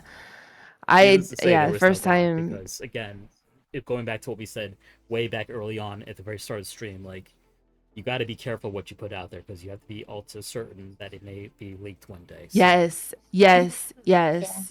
if I never want that to be out on the internet, then I have to be okay with putting it on the live stream and never having it in a VOD, basically. All right. So in that case, let me tell you, chat, what I did. I made a note of who was in chat at the time, saw as my regulars, and nobody else I didn't recognize, did the thing, and did stream. It won't be a VOD, and that's what I was comfortable with, okay? So. Valid. Very valid. Yeah. Yes, it's like your boundaries. You have to have whatever makes you happy. Exactly. And as chat's saying too, like, your chat wants you to be happy too. Your chat doesn't want you to push your boundaries beyond like what you're comfortable with, just so that they can feel good too. Because I think they will feel heartbroken if you have to quit this because you have like gone too far, and like now you're in a place where you can't do this anymore. Yeah, and also don't be afraid to take a hiatus. I took 2 months off, and it was the best thing that I could have done for my mental health. Yeah, this is a marathon. You go too fast, too hard, too quickly, you're gonna burn out. You're gonna hate yourself. And like I know Susan and I have talked about this. That's why the leaderboard can suck sometimes. Yeah, I mean, I took 2 months off instead of doing the leaderboard. So I don't know. I'm just like that kind of stuff stresses me out. So I just don't. I like sign up, but I don't really engage. I'm like, well, wherever I land, I land. Yeah, that's where I'm at too. Because like, let's face it, the site's gotten so competitive. Like, I know I'm not gonna rank. It's just interesting to see where I ended up, basically. Yeah. Me too. I did want to. This is an aside, but I know like as we sort of get into like late stage VTubing, that's what I call where we're at right Late now. stage VTubing. I'm dead. Oh my god, that's perfect. But We're as we gonna sort of get get into as we get to neo VTubism. As it gets more and more competitive, VTubism. and people are getting sort of shaken out, and sort of the big trend right now is to join VTuber groups and to join agencies. Now, for the panel, I want to ask you, how would you vet an opportunity to join a group or an agency? Like, would you want to, number one, and how would you vet such an opportunity? And what advice would you give to somebody who would want to join a lewd VTuber agency or group? I would say that if you find a group, agency, or whatever, they have to offer something for you. You cannot, if you are bigger than the group, like the not the people inside the group, just the group in see in probably you are doing more for them than they are going to do for you. So, and you don't need them because you are bigger than them. So, only go for myself. I will only go for a group or agency if I can get some help, some real help from them. Yeah, because at that point, you might as well be running the group yourself if you're joining a tiny group that's like small. Yeah. I will say this: if it's too good to be true, there probably is. It again is saying like I hate to keep bagging on managers again, but like there are so many people who can't make content, so they just want to get into this some other way, and the way is doing it is to start an agency. You know. I always say, be careful. You were on an agency, Susie? Yeah, I was in like a group. It wasn't really like an agency. It was just more of like a co-op group kind of thing. And it was good. I mean, I just left due to a disagreement, and then I just decided I wanted to leave because of it. But it wasn't like any big deal or any like Google Doc or anything like that. So it wasn't like it wasn't anything bad. It was just like a personal thing. So no Google Doc. So I mean, I would say just vet whoever it is, like see if they are also talking to people that are reputable. Understand exactly what the agreement is. Know that in the United States, they cannot charge you more than 25%, which is the official like entertainment management fee that they're supposed to legally abide by. So if they're asking more than like 25% of your earnings, then it's most likely a scam. And you do not want to trust them with any of your logins, anything like that. They're just going to try to steal your shit. I'm trying to think if there's anything else I know. Platforms are ready to get cut. So if they're taking a cut of your fundsly earnings, then it's an additional. Yes, yeah, it's not part of that. It's an additional percentage. That Fundsly is taking. They're taking more on top of that. It's a cash check to them. It. Yeah. Yeah, they better be giving you exactly what you need all the time for that much, Vetting is also super big. I super agree with that. Vetting who you're going to be working with, because it's going to be, you with them, and being able to get more information about them before actually deciding whether you want to join that group. Because I definitely fell into a bit of a rabbit hole too, where I had a big disagreement with the group that I was with, and it just ended horribly because I didn't know the people behind the scenes. Ooh. Yeah. and That's the it's worst. know who you're working with. Yeah, 100% know who transparency. you're Like working if they with. can't be transparent with like who is involved with the organization, the agency, then it's not worth your time and it's your labor. And like I want you to like you guys to recognize that you're not an employee. You need to think of yourself as like a big shot entertainer. You're not some peon. You are Rihanna. You are Beyonce. You are Kobe Yes. Bryant. Okay. Yes. You are a big shot. They are wooing you. You are the You are talent. Vanilla Maze. You are not the employee. You are the talent. You need to be wooed. You need perks. Mhm. They don't make you. You make them. So they better be giving you Exactly. some value for the labor that you're doing on their behalf.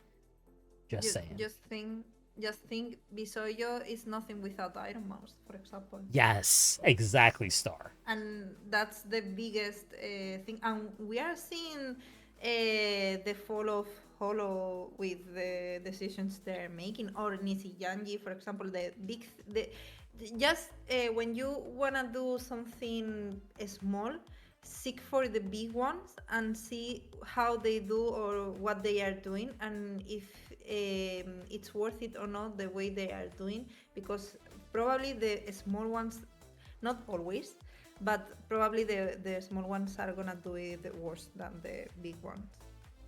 Yeah. Not a 100% rule, because a smaller agency can do a good job, but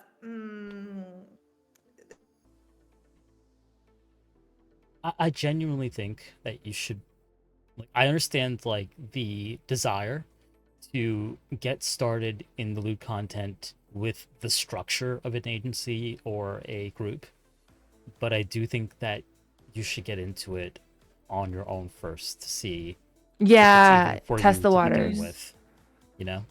And I know Yeah. it's Like, because now I'd like to be in a group just because I'd like to content create, like, with other creators, you know? yes, Like, Mhm. I've been, like, so, like, Atra, you've known me for a while now, you know? Like, it's very, like, I do, like, I'm in my own lane, you know? But now I'm kind of, like, wanting to branch out. So, like, it's good for that, you know? Like, yeah, but collaborating with y'all can do that in Discord servers. Y'all don't need like a fucking group for that, you know? Yeah, that's true, too. Yeah. Mhm. I'm like I understand. I get it. I get it. Like it's good to have like an actual branding and marketing sort of like entity. Devil's advocate for groups. Yeah. No, I get it. I get it. It does feel like everyone and their mom is starting a group or an agency now. That's why I call it late stage of YouTubing, because It is. that's It kind of really like the is. trend, It's you like know? group battles now. Yeah. Group battles, We've all yeah. leveled up out of infantry. Everyone's like ranking, like grouping up. Bring in the cavalry. Battle There's Royale got to group be at least style. 5 of Battle you all Royale, together yeah. on the screen at once. Yeah. No, because it makes Yeah. sense though, because this is a very individualistic thing, and when it gets more competitive, it's natural to seek out other folks to sort of team up with, and that's what Twitch is Yeah. also doing. Twitch, for their credit, and this is Twitch the only is thing kind I'll of ever mandating it. give. Yeah. I'll ever give Twitch credit for, because Twitch has made a lot of bad decisions, but the one good thing they've done is to enhance the way people collaborate with the joint chats and stuff. Ooh. Star has gone back to her Oh. planet. She's beamed up for a moment. My did UFO forget... got her. Dang Yes. it. That's the sound it makes when it beams down. Lore introduced. I did forget the point It's I the was going Discord to sound. trying to make, but I did want to get to K Blue's question in chat. K Blue asked for everyone, are there any first-hand pitfalls any of you ran into since starting Lewd content that you would advise others to be cautious of when starting their own Lewd projects, pages, or career?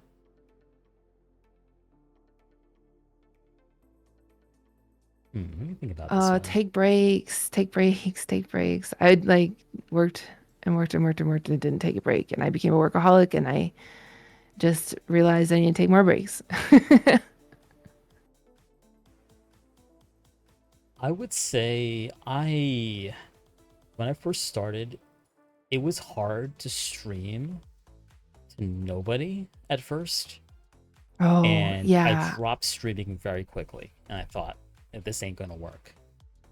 What did sort of help me in the end was, well, two things. Like, Welcome back.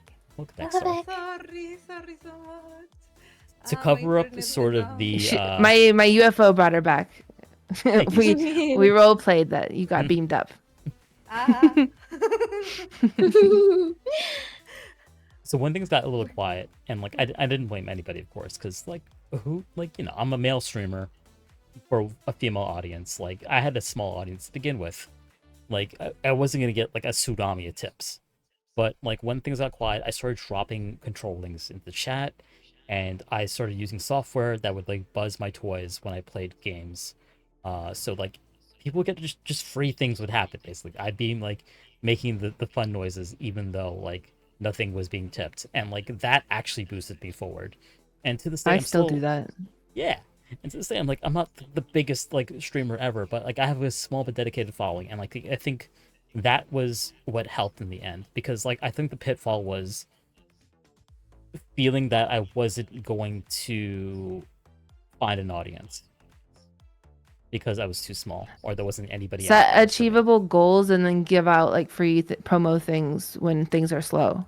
Yes. Like set like a challenge that you can like narrate on and be a dumbass on, and then like be like, okay, if I get this, then you get that, and then there we go, boom, Yeah. content. Because as a very numbers driven person, I'm very numbers driven. I love the metrics. I always have my viewer count on. I don't give a fuck about the conventional wisdom, like, oh, just turn it off and don't worry about it. Like, no. When that view count goes down, I'm rating out. I'm going to play some game that I actually like playing.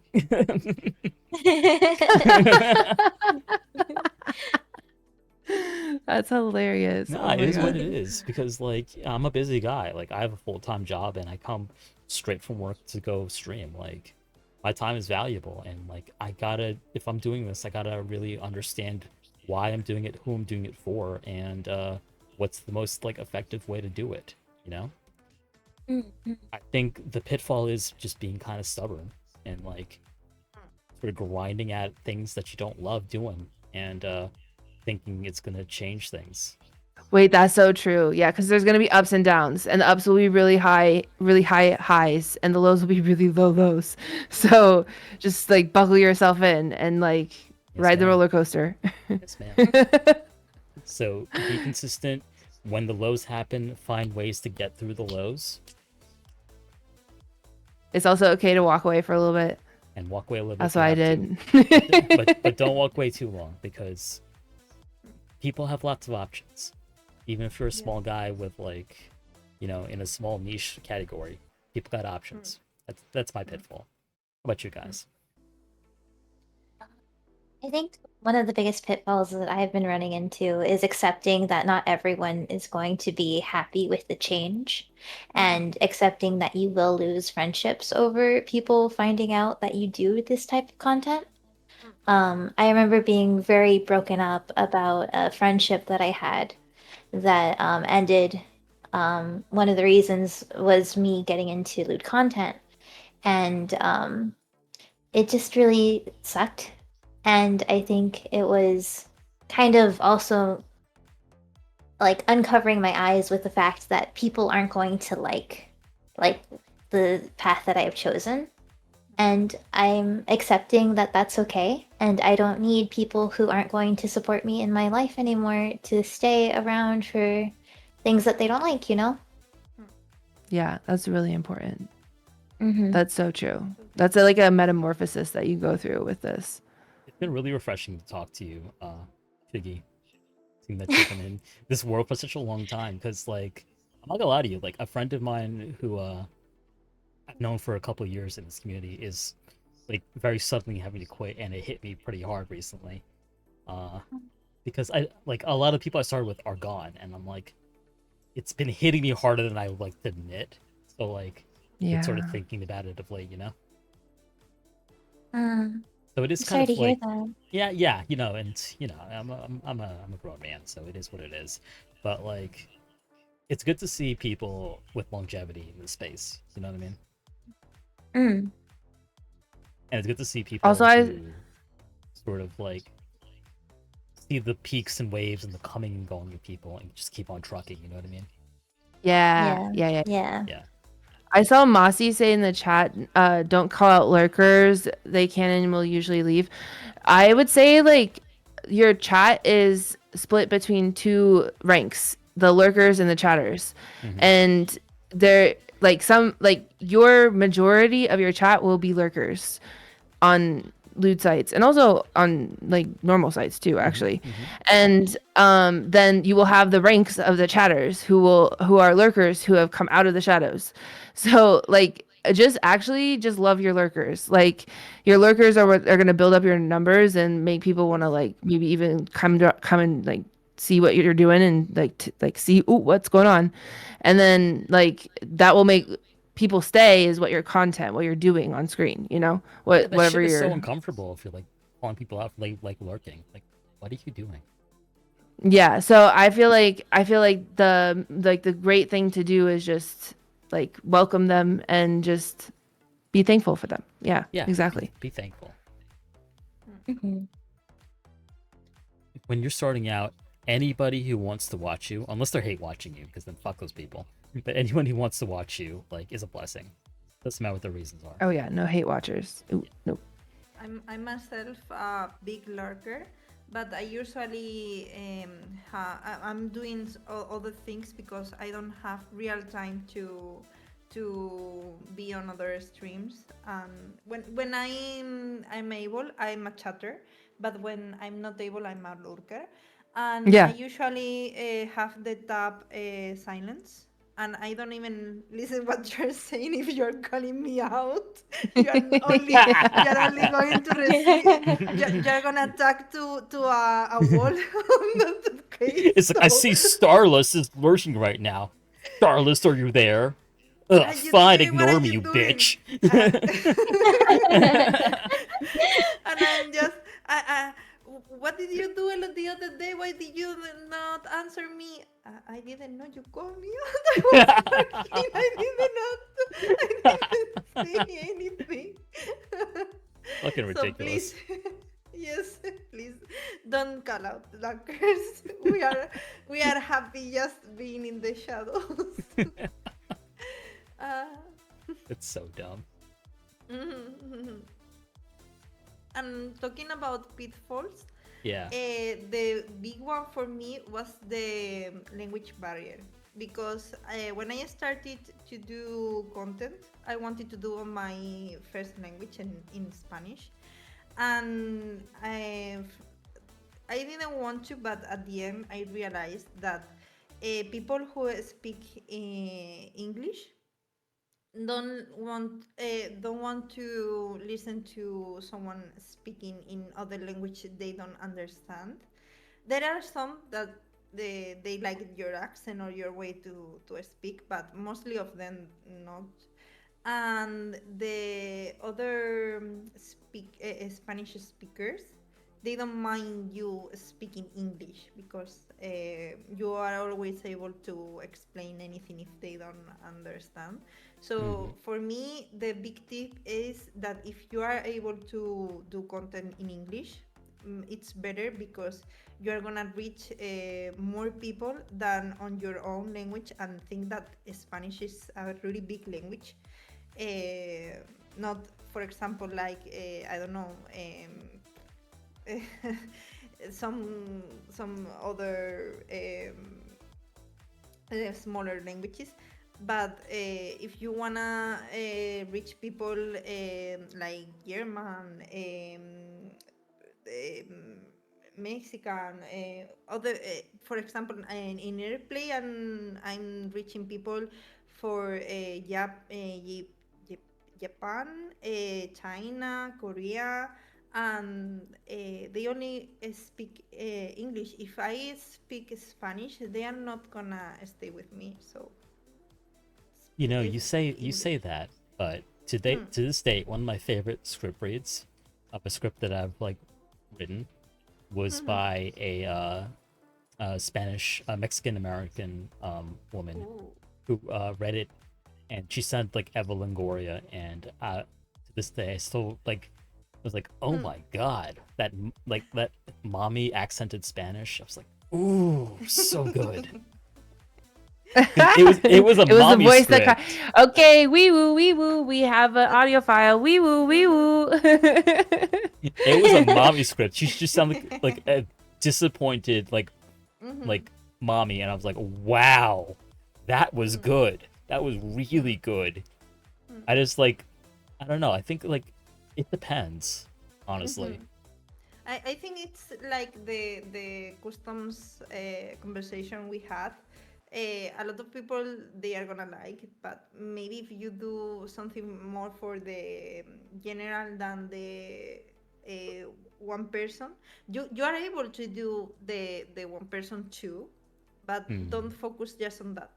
Of I course. can do I want in the future to do scripts in Spanish, but Hmm. they are not gonna be my main content Yeah, like do never. special script Now I'm reads. biased Mhm. because I love Spanish Yes. accents, so I'm just biased, of Mm-hmm. course. And like people love it when I speak Japanese. That's kind of why I'm into our play, by the way, because apparently there is maybe a Japanese audience there? Question mark. Yes. There is, yeah. Yes. So They are I more have an focused account over on. there. They are more focused on Asian uh, public. okay, Well, your boy's viewers. joining our play. Mhm. Because We'll he's see you over there. 少し日本語上手だから、Ooh. 少し Oh, スケベものだから、うん。Oh my. はい、That makes my But ears voice tingle. acting. Let's go. let's go. mm-mm. Let's go. Sorry, I heard like mommy and my immediate like brain fuzzled and I'm like, mommy? Mommy? Mommy, sorry. Mommy, sorry. Mommy, sorry, Madre, mommy. lo siento. Madre. Oh my. Pero, Oh my. Mm,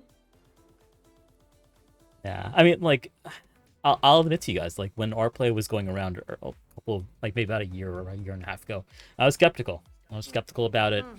kind of dismissed it, and now that I'm hearing that it's a different audience, I kind of want to try it, and I think, I'm I'm really happy with AirPlay because they care about us as a content creators. We have even a Discord channel for us, hmm, and they are really close to us as content creation. Recently, hmm. they asked us what improve we want on the page, and it's really nice. But the other thing is that it's really focused on a thing that is the script things, the ASMR and the Lewd part, and for me it's been really good. And one really important thing it's that they allow the multi-stream, and Oh, I'm currently streaming on 5 places at the same time when I do Mm. regular that's a good streams. point. Mm-hmm. And when I do the Lewd streams, I'm now streaming on 2 places. That is AirPlay, one of them, the other one, the family. But Fancy. I'm yes, and I'm gonna try to multi-stream on more places because the if my PC allow it, the more places you are at the same times is the more diversifying your content and your I didn't even think of that. viewers. That is a good idea. Yeah, there's a really easy plugin that you can use on OBS that will Yes. allow you to freely stream across all those places instead of paying a service like Restream IO or whatever. So I make sure that you look up OBS plugin for multi-stream, and it's I'll link it to Yeah, Atra, the one that I please, use. I please, use please. this one. I don't know if it's the same one. It might be the same one, but it's free. Don't pay for it. Don't like Yes, pay a subscription, please. it's totally free. Stuff. I'm using that one. I put it on the chat. and it's amazing. It's amazing the things that they are doing for me. Is that a plugin for OBS? Yes. Yeah, it must be the same one then. Yeah. Amazing. Look at that. We're all Hopefully. learning stuff. I almost forgot. Speaking of things, affiliate links. Okay, Sorry. Lovin's, Okay. Oronova, Tenga, all have affiliate programs. You can get any sales you make, you get 20% back on those sales. And it's Yeah, I free need to to get sign better up. about that type of stuff. Yeah. So just go right. You can just Google it. Lovin's affiliate, Oronova affiliate. Those two are very easy to sign up for. Tenga's a bit harder. I had to contact a Tenga sales associate to help me with that one because they use a third-party site and they rejected my application. You got to go through the whole thing. And frankly, like it was not. I'm not very successful because like most of my audience don't have penises, but like. Lovin's, I'm Wait. very successful with. I can sell dildos like it's nobody's business. So, If you still, I might need to talk to you after stream about that one. okay, so Tenga. here's how Lovin's works. Any sales you make, they give you a link. You have to put that link, put it on Twitter, put it on your website, put it in your chat, put it on ZeroGoBot. By the way, ZeroGoBot, get that bot. Oh, That's yes. that's That bot's basically the stream amazing. elements of Pay that bot. Funzly. Pay that bot. Get that Pay bot. that bot so much. Yeah, you don't even have to pay for it. Get that bot. You Pay that ought bot. to, but you don't have to even pay for it. You should though. We could but you even don't get have to. like, Yeah. you can even get chat overlays from them. They're awesome. Oh, Yes. I love them. Yes. Get that bot. That bot can Save your life. do shout outs for you on Funzly. It can do anything you need, but also it can do like chat commands and yada yada. If you're Also, the person behind it's a genius. Yes. Shouts out, Zergo. So if they click that link, they buy a product with that link, it registers to you, 20%, you get credit for that on the whole purchase. Once you hit $100, the next month, on the 15th, they pay you out whatever that balance is. If it's 100, 120, 150, whatever it is. Okay? Okay. Now it goes to I your did- PayPal. I didn't say before that AirPlay pays you on the 10th of the next month. I didn't say it before, sorry. Good to know. It's like Twitch, but instead of 15th, they do it on 10th. On the 10th. Okay. Good to know. Yeah. So, yes. So you get a payment on the next, like after. So it's cumulative. So if you don't make it the month, the next month until you hit $100, then they'll pay you out basically. Yeah. It's honestly it's free money, guys, because Oh, yes. your community, if you're a YouTuber, they're gonna buy toys, especially if they want to link up with you. Just get it. It's free. Do it. And the Loven's app for the streams, you can set it up for multi-streams too. They This is work. the bot.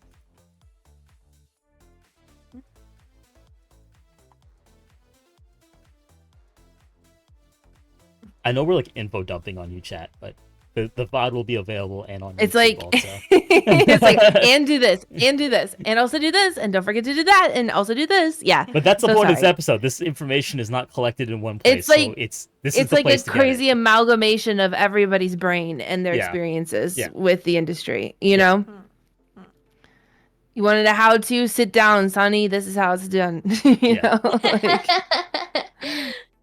Now, I have not gotten a payment out of Oronova. I think I'm pretty close. I should probably check that actually.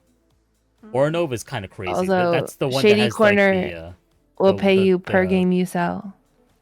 Oh yeah, do you want to talk about that one? Yeah, I mean, I work for a company called Shady Corner Games, and if you sign up to be a creator in their creator program, you will get 10% of every game you sell, every single game. It'll accumulate, and then it'll pay you out. You want to link to it? Actually, you can't link to it. No, I'll send it in the Discord. Send it Discord and all. Yeah. If you want an affiliate program.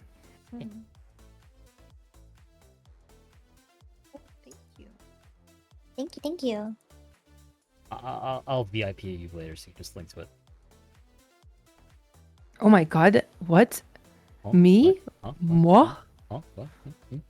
I just earned a VIP.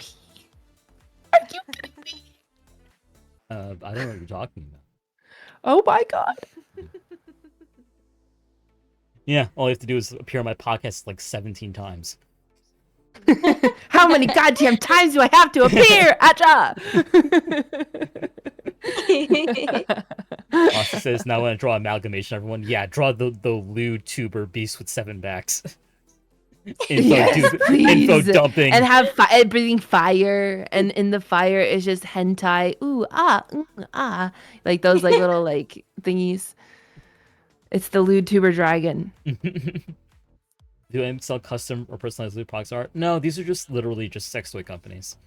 These are the ones that just sell like the product. So it's literally just like the rapid vibrator or the sex sleeve or the Ona hole or yada yada. Basically, it's stuff that you probably whatever product you peddle. Yeah, it's stuff that you would get normally, but like you're just it's like essentially beware things that are customized though. Yeah, customized stuff is a little bit Rarely are they actually customized. I don't talk about it often, but once upon a time, I was running the thing for a show that I was producing. And in this thing for the show that I was producing, I had the honor of talking to people who do the Tenga type of toys. And I was able to hear what the pricing would be for an actual customized toy and how much you have to pay up front. And it is astronomical. That's what they actually take a mold of your thingy, right? Yeah, it is so high. The cost is very, very high to get actual like quality stuff done from a big company like that. Mm-hmm. And so I was just in a presentation thingy. So like it wasn't even for me. But so don't trust people that are like, this is going to be yours. You know, it's almost always like a repackaging. Yeah, there's definitely a company out there that promises to do it like custom for you, but it's literally just a drop shipping outlet. Not going to name it because we don't want to get into like a whole thing with them, but like... No. Be careful. No names. Yeah. But be careful of that situation because of the story that I just told. That was an experience of mine that I found out how much it costs to make a customized thing. Mm-hmm. Crazy amount of money. And like never send pictures of your actual junk to like these companies. I probably shouldn't have to tell you that, but just in case you don't know, just don't do that. Anywho. Anyway, last call for questions, guys. Last call for questions before we wrap up for tonight. Mm-hmm. And while we sort of wait for the last sort of questions to drag in, I'm going to ask our panel one final question, which is, let's say you have a friend who is getting ready to potentially make the switch over to Lewd content. What's one piece of advice you want to give them?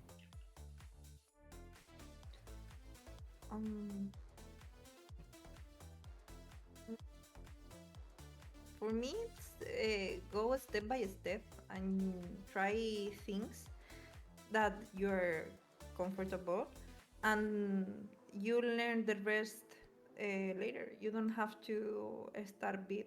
You just go for the little thing, and you'll do it better later or tomorrow or the next day. Don't push yourself too much in this thing. I would say be cognizant of the fact that people are very sensitive to being used in this space. Yeah. It's a very competitive industry, and people know when you're coming to them, when you see them as an opportunity. Yes. And it feels shitty. Exactly. And just be genuine. Just be like normal. Be genuine. if you want to collab with somebody, number one, understand that many, in fact, most YouTubers, especially when it comes to like Funsley, do not collaborate because of like boundaries and comfort levels and so on.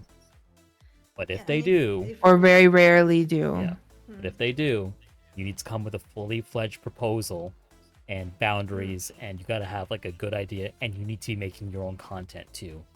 Do not come to somebody when you're not making any content being like, I want to collab with you. You're probably gonna get a no, for one. yes. Like, you got to have some etiquette. You got to be making some content on your own. You need to make your content that stands on your own. You got to prove that you're serious about this. Because if you're running into somebody's community and trying to be like, well, I want to be lewd like you, I want to make the content you do, and you're not doing the content yourself, then at worst, you're a poser. And at best, you're like, no one's going to take you seriously. So, Or like self-promoting for a future creator you. Like, yeah, just do it. And it then fucking gives me the ick when, like, people, like, don't make the content and try to use you as a step stool. So, like, even if you don't have bad intentions, but that's the way you're approaching this, you need to be comfortable making the content on your own. This isn't Twitch where you want them to jump into somebody's stream, a DVD with somebody. Like, this is very intimate, very personal, very sensitive content. And collabs are really difficult on this place because people, as it's something so personal, people want to see you. Yes. For example, I did some collabs and they were totally fail, and it wasn't because of me or the other person. It was just the people didn't engage with that because the people didn't want that. The people wanted to feel with you, not with you another. That's a good point, actually. That's a great point. Yes, that's why it's so difficult, the collabs, because I love collabs, and I would love to make more content with more people, but I had to realize in the bad way that my followers didn't want that, and if they don't want that, it's a waste of time, effort, and money for me. Yeah. I think I very rarely collab, like I will like collab occasionally, but I don't collab all the time. And I really like, I've only collabed with like specific people, or groups. There's definitely a time and place for collabs on these sites, but they have a very limited use.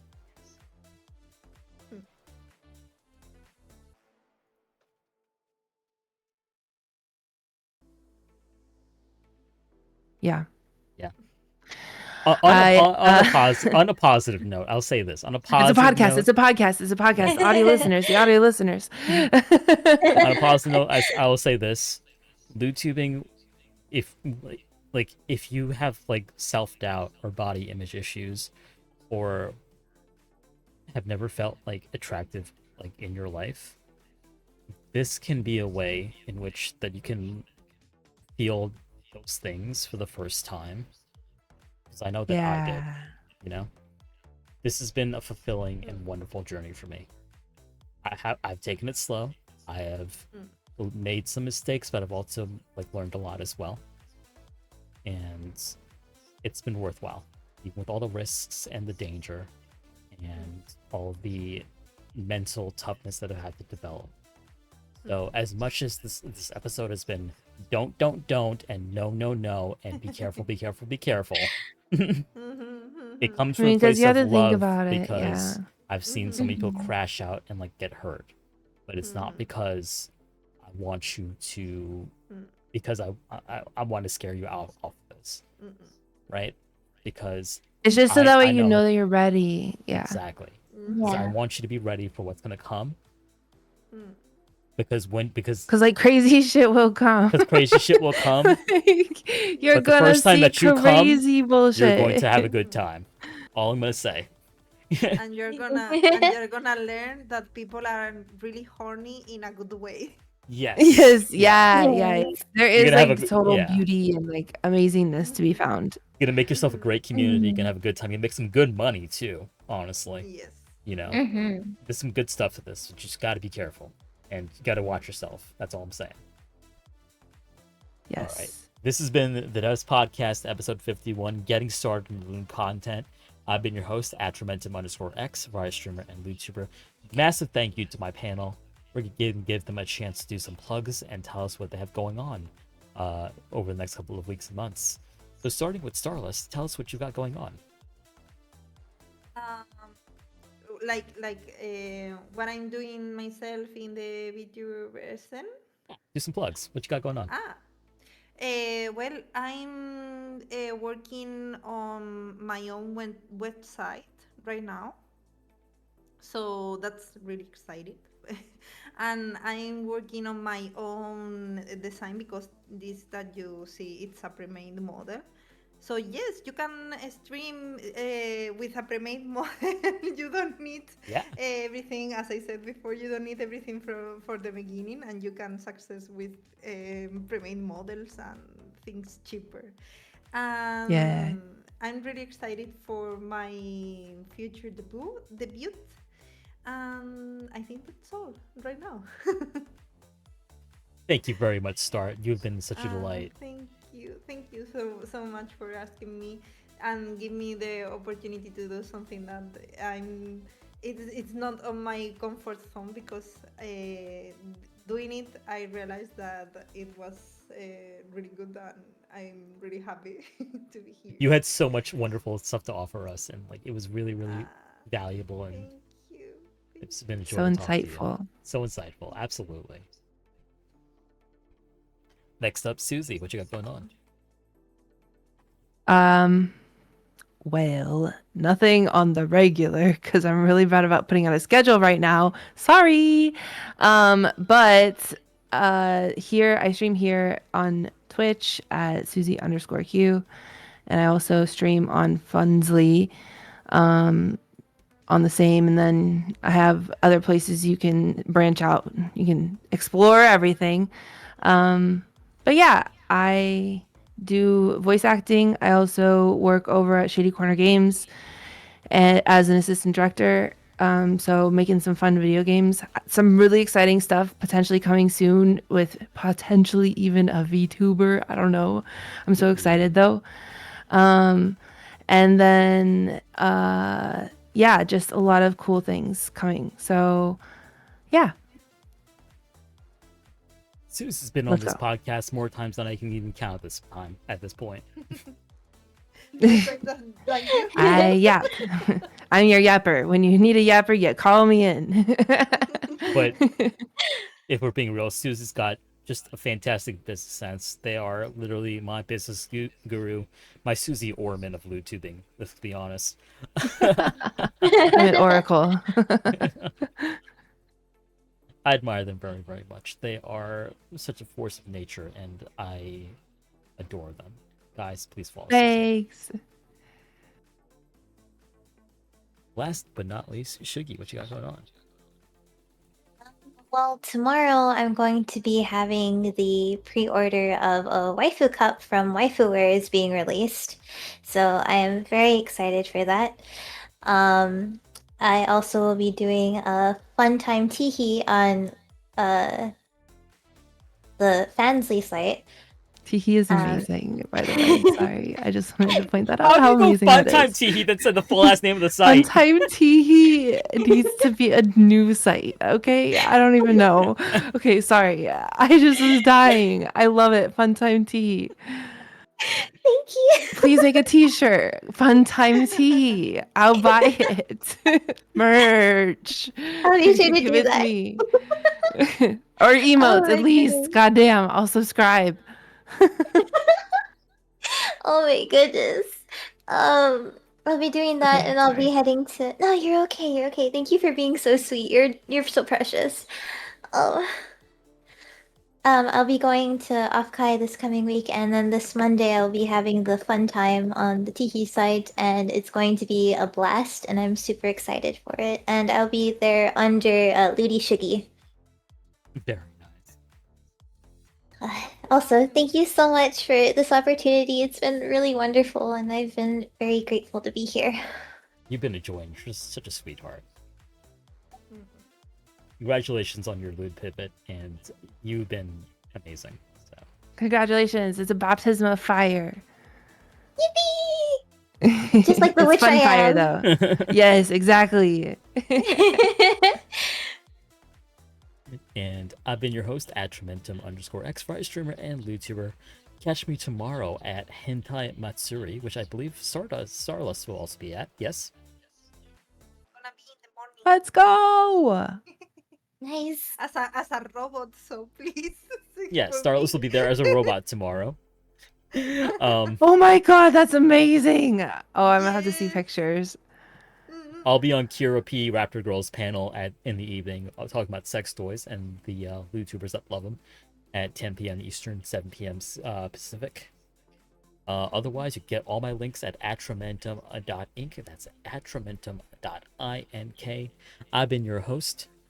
Thank you guys for checking us out after our hiatus. We'll be back next week, Friday, actually. And we've got a teaser video for you on what's coming up next. Thank you guys for tuning in. Please like and subscribe. And we'll see you next time on The Depths. Have a good night, everybody.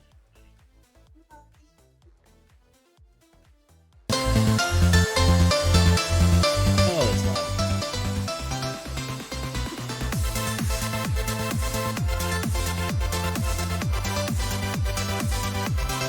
Goba's graphics are so good.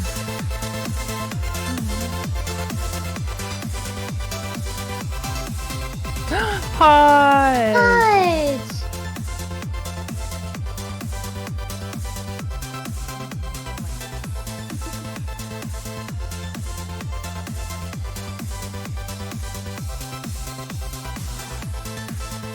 Feel better. Come back soon.